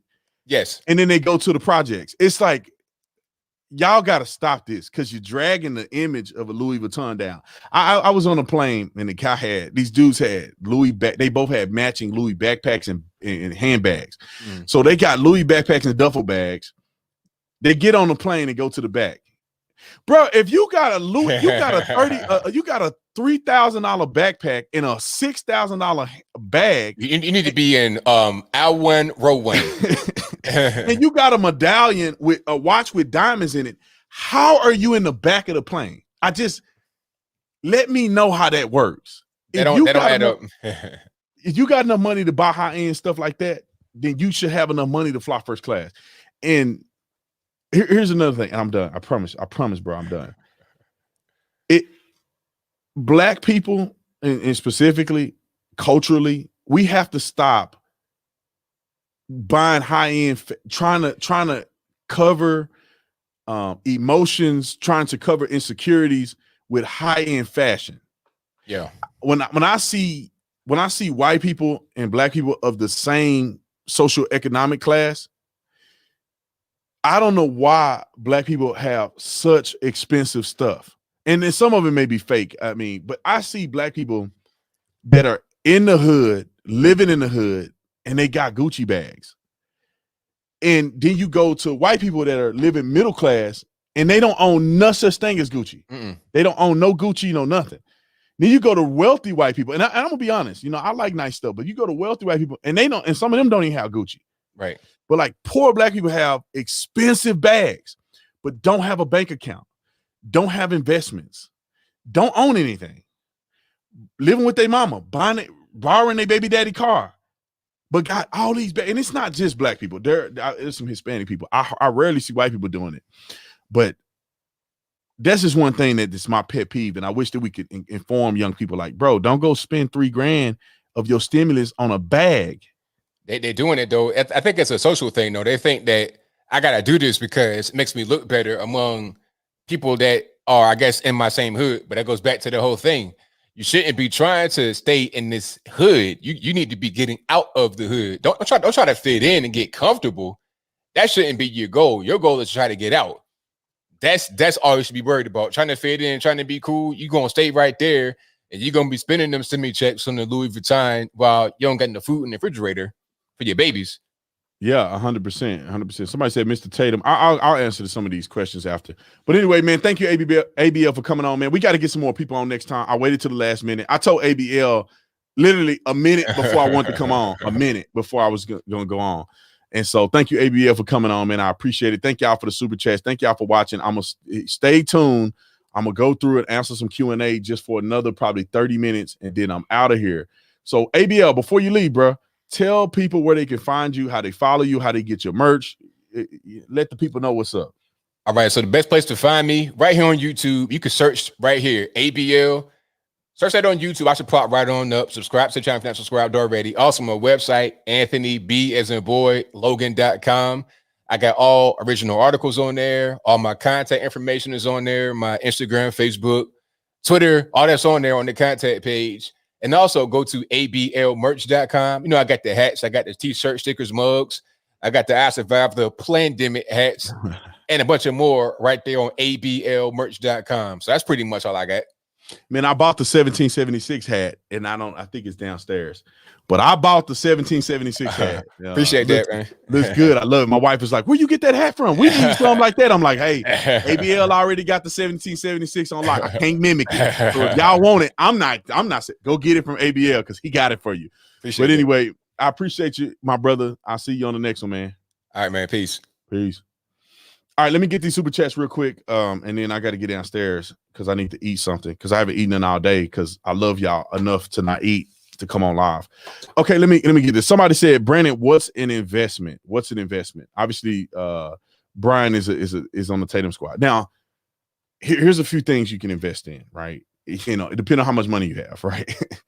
$6,000 could get you somewhere. However, like for me, I saved up enough money to invest in an energy drink company that I own.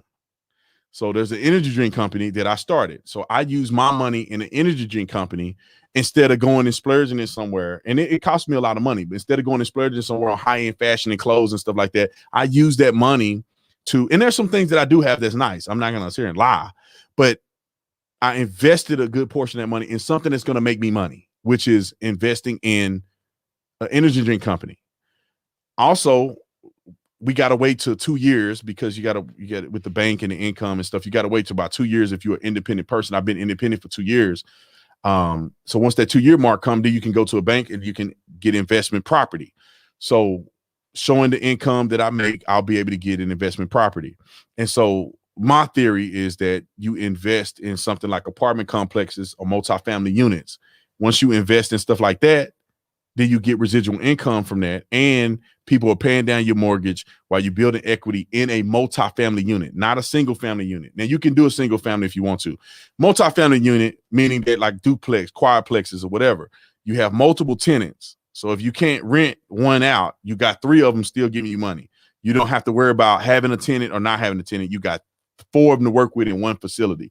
So investing in stuff like that. Now people do Bitcoin. I seen one of my friends got $500,000 in a Bitcoin account, and I know he didn't start putting 500,000. So looking into investing in Bitcoin, looking into making investments like that. Save your money up and put your money together. Your stimulus checks and all that. Just save it up and put it on something. Put your money on something. You can get you even if you want to buy a house and make a reasonable investment, not necessarily one that's going to give you residual income. But if you want to make an investment and you say 20 years from now, I'm going to sell this house, which I don't think it's a good idea to. Let me just say this, and I'm not trying to be a money making master guy. Nothing. I don't think it's a good idea to invest in, to call your house an investment. Okay, there you go. I've been blurry the whole time. I don't think it's a good idea to call your house an investment, right? Because you buy a house, normally you may have a little equity in it, but you have to pay taxes. Property tax, you got to get the house insured, and you have to pay the bank back with interest if you didn't buy it cash. And interest is crazy. A lot of times, if you go 30 years paying off your house, you've paid your house 3 times over, 3 times as much. My house was 166.9 was my house. And at the end of the term, if I paid every payment on time for 30 years, I would have paid $300,000 for a house that was worth $166,000. It was actually $180,000. I'd have paid almost 3 times my house. And I'm making out of payments. I'm spending my own money. If I invested in a duplex or something like that, a quadplex or apartment building where you have a whole bunch of tenants, they are paying down your mortgage. They are paying the interest. They are doing it, not you. It's not coming out of your money. You're getting money from them as they are paying down all of those debts. And you're building equity, they paying it down, and you make money from it. That's how I look at it. However, that's a few investments. Somebody said, get your score over 800, bank beg for you. So my credit score, and I should be transparent because my credit score started at a 530 or something, 520, I think. I didn't even know what credit was. I thought that was good. I said, is that good? They said, no. the interest on my first car was like 14%. I didn't know nothing about nothing. And now I've been able to build my credit up to around 800. Sometimes it's over, sometimes it's under, depending on what we do with the credit cards. So let me get to some of these super chats because I know I told you I was going to read them. Let's get to these super chats real quick. Oh, it's a lot of them. I'm gonna say thank you guys for all the super chats that you guys have super chatted. I'm only going to read the ones that got words on them. Please respond to Z Legacy. I don't know who that is. Just cuz. Thank you so much for the super chat. Who was that? Sienna. Let's see. It's too bad that we force people to hate the police to put on a uniform and ride with real officers in the inner city to find out just what officers have to deal with on a day-to-day basis. This is what I will say. Somebody asked me earlier in the show. You should do a ride along with the police department. You should do a ride along with the police department. Somebody said, how do I do a ride along? All you got to do is contact your local precinct. Your local precinct. Somebody said, don't buy a new car. Yep. I think I bought a new car, but it was a business expense. I bought my company bought a new car. Anyway, but all the cars that I bought personally are all used. Anyway, how do I do a ride along? Each city, for the most part, or you live in the county, you have precincts. So you can Google police station, a police precinct near me or something. You can Google it. You will find the precinct, call the precinct that's near you. You can call any of the precincts. They'll tell you what's near you. They'll transfer you, give you the number, whatever. And say, hey, I would like to do a ride along. Now, COVID is in place, so they're probably not doing them right now. But you say, hey, I'd like to do a ride along. Typically, I think it's the same all around the country. They'll ask you got to do a background check and sign a waiver saying that if you die, it ain't their fault. You sign that, you ride with a police officer, you get in the passenger seat, you have an observer's vest on, you can choose to get out the car, stay in the car the whole time, and you just ride. You know what I'm going to do? I'm going to do a ride along, and I'm going to try to get it. I'm going to try to record it so you guys can know how to do it. Maybe that's what I'll do. I'll make a video how to do a ride along, and I'll show you how to do a ride along in the air support unit, or whatever the case may be. I'm gonna get with local police and see if they'll let us do it, because y'all may not believe me unless I do it, like what a ride along looks like. And so maybe we can record that on local PD. And so what I'll do is I'll call them on the phone. I'll show you. I'll have the form. I'll show you how to fill out the form. I'll get in the car. Hopefully we'll have a person who can record. They can record some interactions that we have. Obviously we'll blur people's face out or whatever the case may be. We'll probably try to sign a contract with the police department saying that we'll record and they'll be able to view the footage before we release the footage. And we'll agree to not release the footage if they don't want us to. Then we could have our own cop show. I can't ride every time, but we'll have our own cop show. Anyway, let me get to a couple of these super chats. That's what you do. Call the precinct.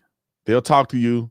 You sign a waiver. If you're not wanted for felony, if you wanted for felony, don't go on a ride along, because they're going to arrest you they're going to say, yes, come in, and then you're going to go to jail. So they ain't going to tell you got a warrant. You're just going to show up to the ride along and you're going to get in the back of the car instead of the front. That's what's going to happen to you. So don't show up if you got a warrant. Anyway, so there's the only one kind of freedom, and that's individual liberty. Our lives come from our creator, and our liberty comes from our creator. It is nothing to do with government. Granted, Ron Paul, Haji's wife. Thank you so much for the super chat. Let's see. Someone you may know saw the thumbnail. These two great gentlemen together and just had to click. I appreciate it. Monroe, NFL players' Rolls Royce was just stolen in Atlanta. That sucks. Rolls Royces are very expensive.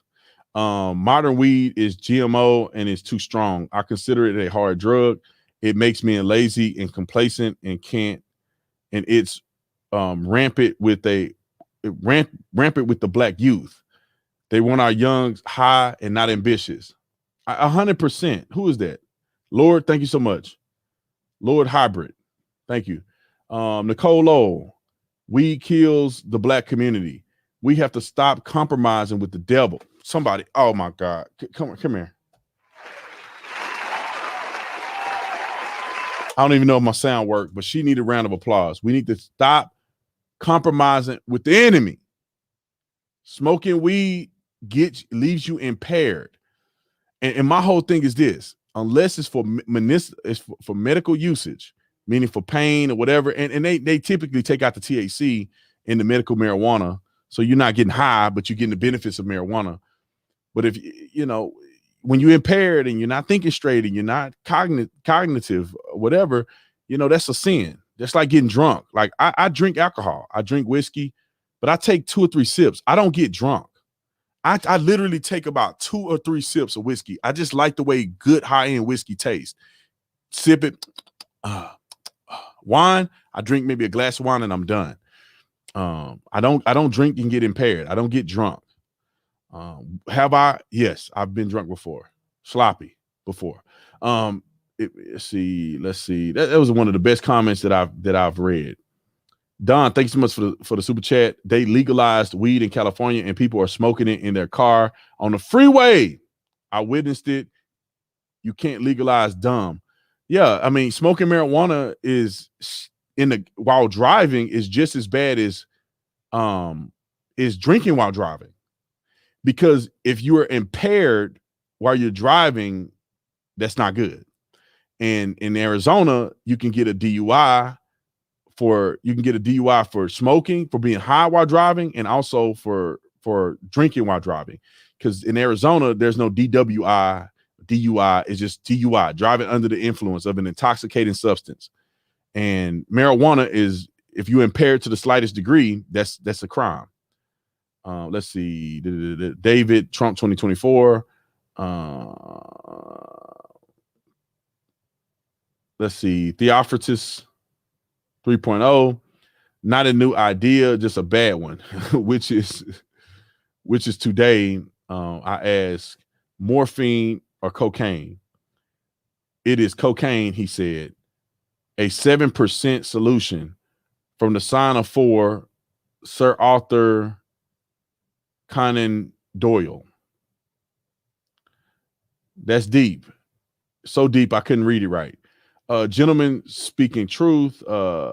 This week is potent as hell these days, even for, I guess this weed, it says weed is potent as hell these days, even for me at 23. God dang, you a lightweight. Weed potent for you. You 20? Now they probably got some crazy stuff out here. Last time I smoked weed was a long time ago. Stop talking about weed. ABL doesn't do that. Okay, I don't know. All right, anyway. Cannabis hyperemesis. Let me see if I'm saying it right. Hyperemesis syndrome. Cannabis hyperemesis syndrome. What is that? Cannabis hyperemesis syndrome. I know I'm saying it wrong. I'm saying it wrong. The public school education, baby. I know I'm joking about that, right? Hyperemesis. It's hyperemesis. Cannabinoid hyperemesis syndrome. Cannabinoid hyperemesis syndrome. Cannabinoid hyperemesis syndrome. Let me put this on the screen so y'all can see it. Put the chat over here. Put this over here so y'all can see what I'm looking at. Do I got it? Nope. Wrong background. Let's see if I can fix it real quick.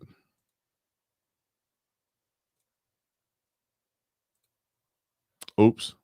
Not kicked the wrong thing. Scan converter. Okay.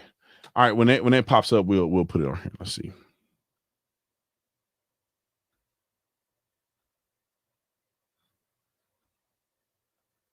All right. The scan converter is not working right this minute. I probably gotta try it one more time. Scan converter. Maybe it's virtual input. Let me see. All right. All right. Let's get back to the thing. I'm just gonna read it. Nah, it's still jacking up. So what is the cannabinoid hyperemesis syndrome? Cannabinoid hyperemesis is a condition that leads to repeated and severe bouts of vomiting. It is a rare and only occurs in daily long-term use of marijuana. Marijuana has several active substances that includes THC and related chemicals. These substances bind, not bind, but bend to molecules found in the brain. It should be, it says bend. So, that causes the drug high and other effects that users feel. Your digestive tract also has a number of molecules. Let's see, that's probably bind. I'm just saying it wrong. That bind to the THC and related substances. So marijuana also affects the digestive tract. For example, the drug can change the time it takes for the stomach to empty. It also affects the esophagus. Let's see. The esophageal sphincter. I know what the sphincter is. Sphincter. Maybe that's not sphincter. That may be different. The esophageal sphincter. That's the tight band of muscles that open and close to let food from the esophagus into the stomach. Okay, so that's not the sphincter. That's something else. Sphincter. Maybe that's the same thing. I thought it was sphincter, but anyway, don't judge me. Let's see. Long-term marijuana use can change the way affected molecules respond and lead to the symptoms of CHS, which is this cannabinoid, whatever. Marijuana is mostly widely used illegal drugs in the widely used illegal drugs in the USA. Young adults are the most frequent users. A small number of these people develop CHS. It often only happens in people who have regularly used marijuana for several years. Often CHS affects those who use the drug at least once a day. Interesting. I didn't know that. I don't think it's that crazy, but I didn't know that. All right, let's keep going. Let's see. Smoking weed set off my anxiety and I shut down. It's not for everyone, and I just did it out of peer pressure. Yeah, that's crazy. Don't do that anymore, character. Let's see. Whoa, hot take here. Drug and alcohol affect the brain. Favorite sources on YouTube. Hope to see you continue to collab. I appreciate it. Mark, thanks so much for the super chat. They're going psychedelics next for people to get closer to paganism. Probably so. Americans need to wake up. Drugs are a trap to control people. Get high on life and doing the good work of God. I wish I can give you the thing, but I don't know if it plays. Heroin is already legal. The synthetic version is also oxycodone. Let's see, oxycodone.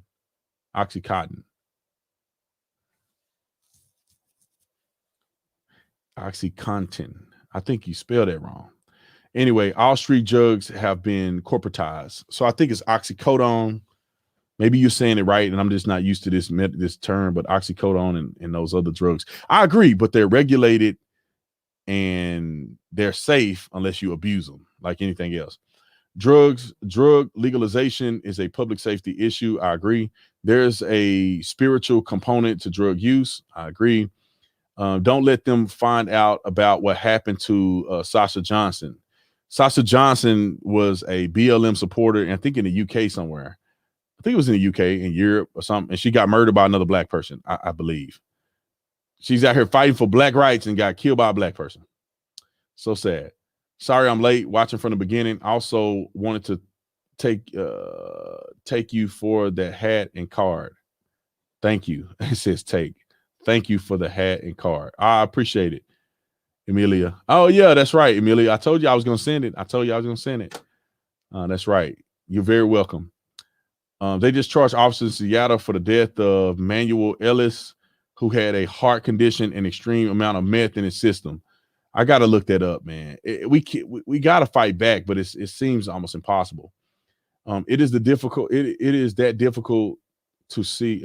Is it that difficult to see millions of misled Trump hating fools motivated to fill envelopes out, investigated voter fraud, work hard on correct where found, and let's get on with this. I know somebody that committed voter fraud. I know personally somebody that committed voter fraud. I saw it with my own eyes. They posted it all online. So you can't tell me people weren't doing it. Is it consequential to the election is the question. Legally, they can't take anything to court as there was no injuries. Then after the fact, none of the cases were even heard. Some of that were dismissed. They said it would win on the merits if it was heard. That's what they say. They can say whatever they want to say. Nothing happened, which Nathan, so I appreciate the super chat. I agree with you, but also I see nothing has happened. So is there refunds available? Michelle, thank you so much for the super chat. Nicole, every lie will be revealed. God's plan is working, and He exposes everything and everyone. 100%. Stop calling these fascist liberals, please. Yeah, I know, right? Yeah, you're right. They're fascists. Violet, thanks so much for joining the Tatum squad. I appreciate it. I feel as if leftists are creating racism rather than coming together. 100%. Much love. I stand with you, brothers, through Christ. I guess you mean I stand with you, brothers, through Christ. Have you heard of Subway's U-Scoop? They stopped it in 2004. Nick Ricada ranted for an hour last night about it. Had it just now. Magical. I don't even know what that is. A U-Scoop? Subway's U-Scoop? I have no idea what that is. Love show. Why do you think BLM doesn't talk about all of the gun violence in the Black city? Oh yeah, because they have to really do some real work and they ain't prepared for it. I got me some of that Trump coin. Trump coin. That's funny. Let's see. Thank y'all. Clarence. They don't take the THC out of medical marijuana, or they don't. Okay, I was wrong about that. I thought medical marijuana, they take the THC out of it so you can get the benefits of it without getting high. Pastor Burnett here would like to collab with you in doing something great for law enforcement, not just a pastor. Let's see. School board in Georgia trying to derail King Randall. Democrats don't care about the black, don't care about black people outrage. Okay, Pastor Burnett. If this is the Pastor Burnett that I know, let's talk. We could talk. I want to. We'll talk about it. I want to do something for law enforcement. We raised money. We give police officers money for the fallen officers thing, but I want to do something more too. So Pastor Burnett, if this is you, let's do something. Let's see. School board in Georgia trying to derail King Randall. Can't wait till it gets cold in Vegas so I can wear my new Tatum Squad hoodie. Thanks for all you do. I appreciate it. I appreciate it, Melanie. I appreciate it. Thank you for getting that hoodie. I sell hoodies year round, so you can buy the hoodie and be ready for it in the winter. I got a Trump 2024 flag in my yard. There you go. All right. Thank you, guys. Thank you to all the mods. Mountain Goddess. Let's see. Mountain Goddess. I know Sky's modding tonight. All the mods that's on here. Appreciate it, Sky. And Sky traveling and she's modding. Shout out to Sky. One of my favorite people. Let's see. Gal Pal Val, thanks so much for modding today. I wish I had maybe I should just do a list of all the mods so I could just call you guys out because I only catch you when I see you doing something. But I appreciate you guys. Thank y'all for the super chats. One more thing before you leave. I have a new channel. It's called Tatum Clips. The link is in the description section. You can go and subscribe to that channel. Tatum Clips. What I do on Tatum Clips is that if you don't have time to watch my long videos, my crazy long videos, you can watch Tatum Clips. It's a quick synopsis of my video. You can watch the longer version later. But go and subscribe to Tatum Clips. Tatum Clips. It's a new YouTube channel.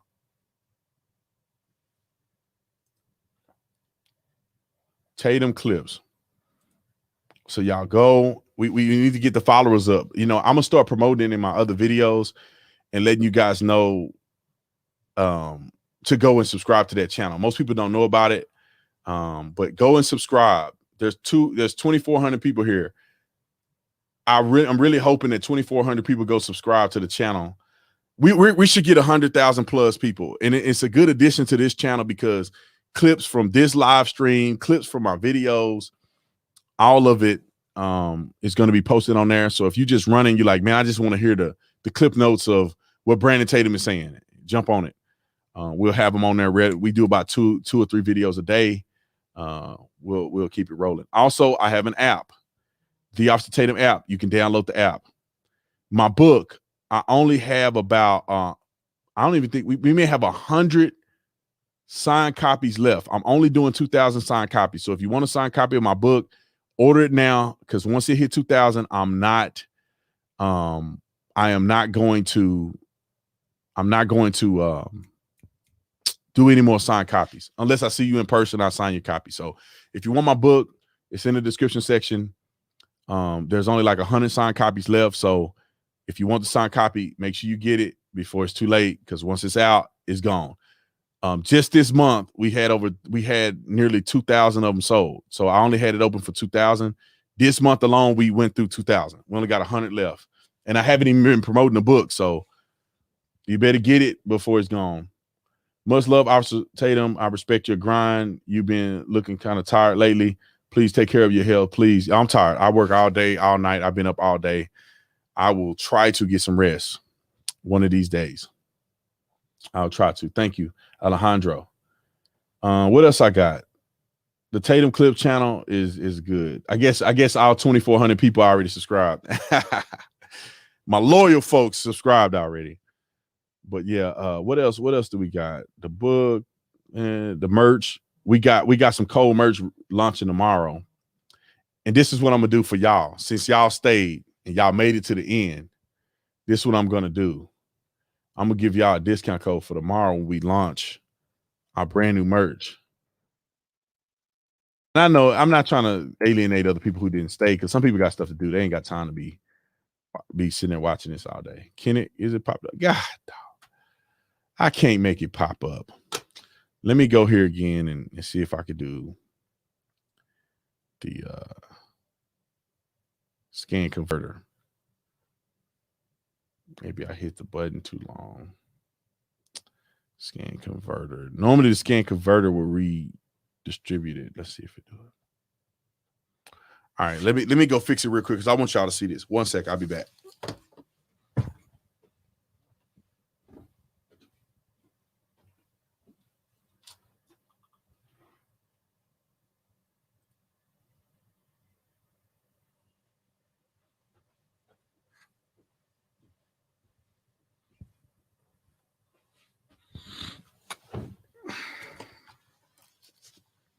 All right, it's up there. Boom. These are the two shirts that we got. We got another shirt that we haven't loaded because we got to do the mock, but it's going to be a police definition shirt. So it's going to be like this, you know, like Christ privilege. See, now my thing is not even showing. God is my witness. Wait a second. I gotta close the cursor out, even though it's highlighted. I gotta close the cursor out and then re-engage the cursor for the cursor to work. The mouse just should work. Anyway, the police officer is going to be a definition shirt like this. It's going to say police officer, and the definition on there. You're going to watch it. I mean, you'll see it when it come out. We got Jesus is Lord, make me and men again. And I'm finna give y'all a discount. So if you want to shop, you better get on there. The signed copy of the book is here. Get it before it run out. These two shirts are going to be launched tomorrow. So tomorrow, these two shirts are going live. I know for a fact that they're going to be gone. They're going to sell out. I'm telling you right now, Jesus is Lord. I can't keep them in stock almost, because they keep selling out every time I put them up. Now the 2XL and the large we have to restock on. But y'all blew through them in the first day we put them out on the thing. And I had 600 of these shirts, and people just bought them all up. So This is a hot item. Make me a men again. Everybody give me compliments on this shirt. What you say, baby?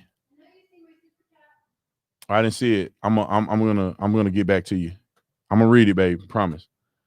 And also, these 2 shirts are coming out, so just tomorrow we'll get it. Tomorrow's Friday, right? Yeah, tomorrow's Friday. And also, you can make sure you join, get your Tatum bucks. If you shop on a store, hit the little button on the side, you'll get Tatum bucks. If you join, you'll get discounts. Ways to earn. If you sign up, you get 200 points. All these. If you follow Instagram, all this, you get points. Points lead to you getting free stuff. So let me give you guys a discount code while I'm on here, just for my loyal folks. My wife said, "You dropping my design tomorrow, sweetheart? I love you. We will drop your design soon. I wonder, can you send me a mock for the people to see and for them to judge?" So you drop my design. So my wife got a pretty cool design. I don't want to snitch on her design, because I don't want nobody to steal it. Baby, we'll put it out. Y'all better buy it if I put it out, because I told my wife I'm skeptical if they're gonna sell out like she think they will. But we'll put them out and we'll see what you guys think. We'll put them out, babe. I tell my wife, let our store people know that you want the item out, and I still don't know if she sent it to them. But I love you guys. I appreciate you, all the mods. I appreciate you guys. You guys are great. I don't know how I made my wife a mod. I'm gonna ban my wife from being a mod. No, I'm just playing. My wife is crazy. She in the comment section going ham. My wife did make some great designs. Okay, she did make the MAGA hat that to this day is still our best-selling hat. The MAGA signatures, that was her signature she created. We actually trademarked it. The Teflon Don shirt my wife made. What else did you make, babe? She made a couple other things that have been top sellers. So I got to give her credit for that. So y'all go on to the store. Oh, the discount. Let me give it to you real quick before I mess around and forget. Discount. Only for y'all, though. Only for y'all. I'm going to give y'all. See, you ain't gonna get this discount code again. So jump on there and snag it. I'm in the wrong thing. All right, let's do a discount code. Create. What should the discount code be?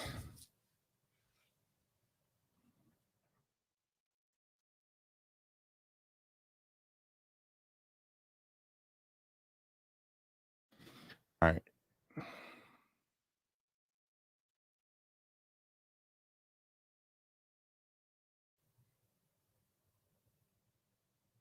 All right, we made it. Let's see. All right. Discount code ready. Y'all ready?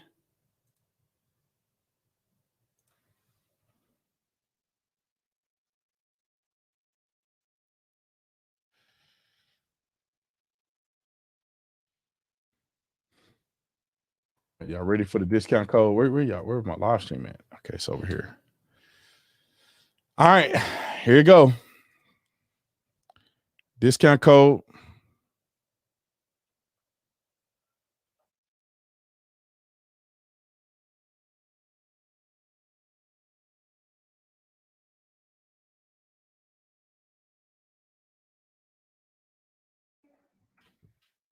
Perfect. I love my wife.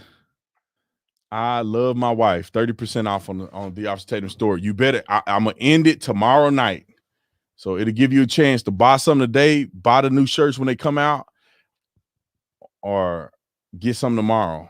I'm gonna end it. Make sure I end it tomorrow night.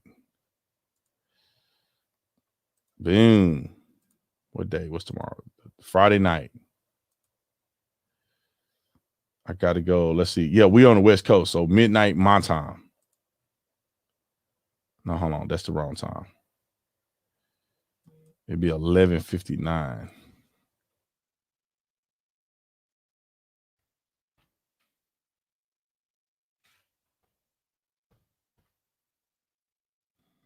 All right. We're ending it. Tomorrow night. If you want to shop today, get on there and get it. It ends tomorrow night. So y'all jump on there and shop till you drop or your eyes pop, whichever one happens first. Anyway, I love you guys, man. I appreciate it. I'm super tired, as y'all can see. I haven't eaten today. So make sure you subscribe to Tatum Clips. Thank you to the mods, cats, all you guys. I love you guys. My wife. I love my wife 30% off. I love my wife 30% off. All the men would probably get kudos if you walk around saying I love my wife to get a discount. All right. Korean likes 50% off. Well, Korean, we ain't doing no 50% off. If I did 50% off, boy, we'd be broke. All right. I love you guys. I appreciate y'all. I'll see y'all in the next one, man.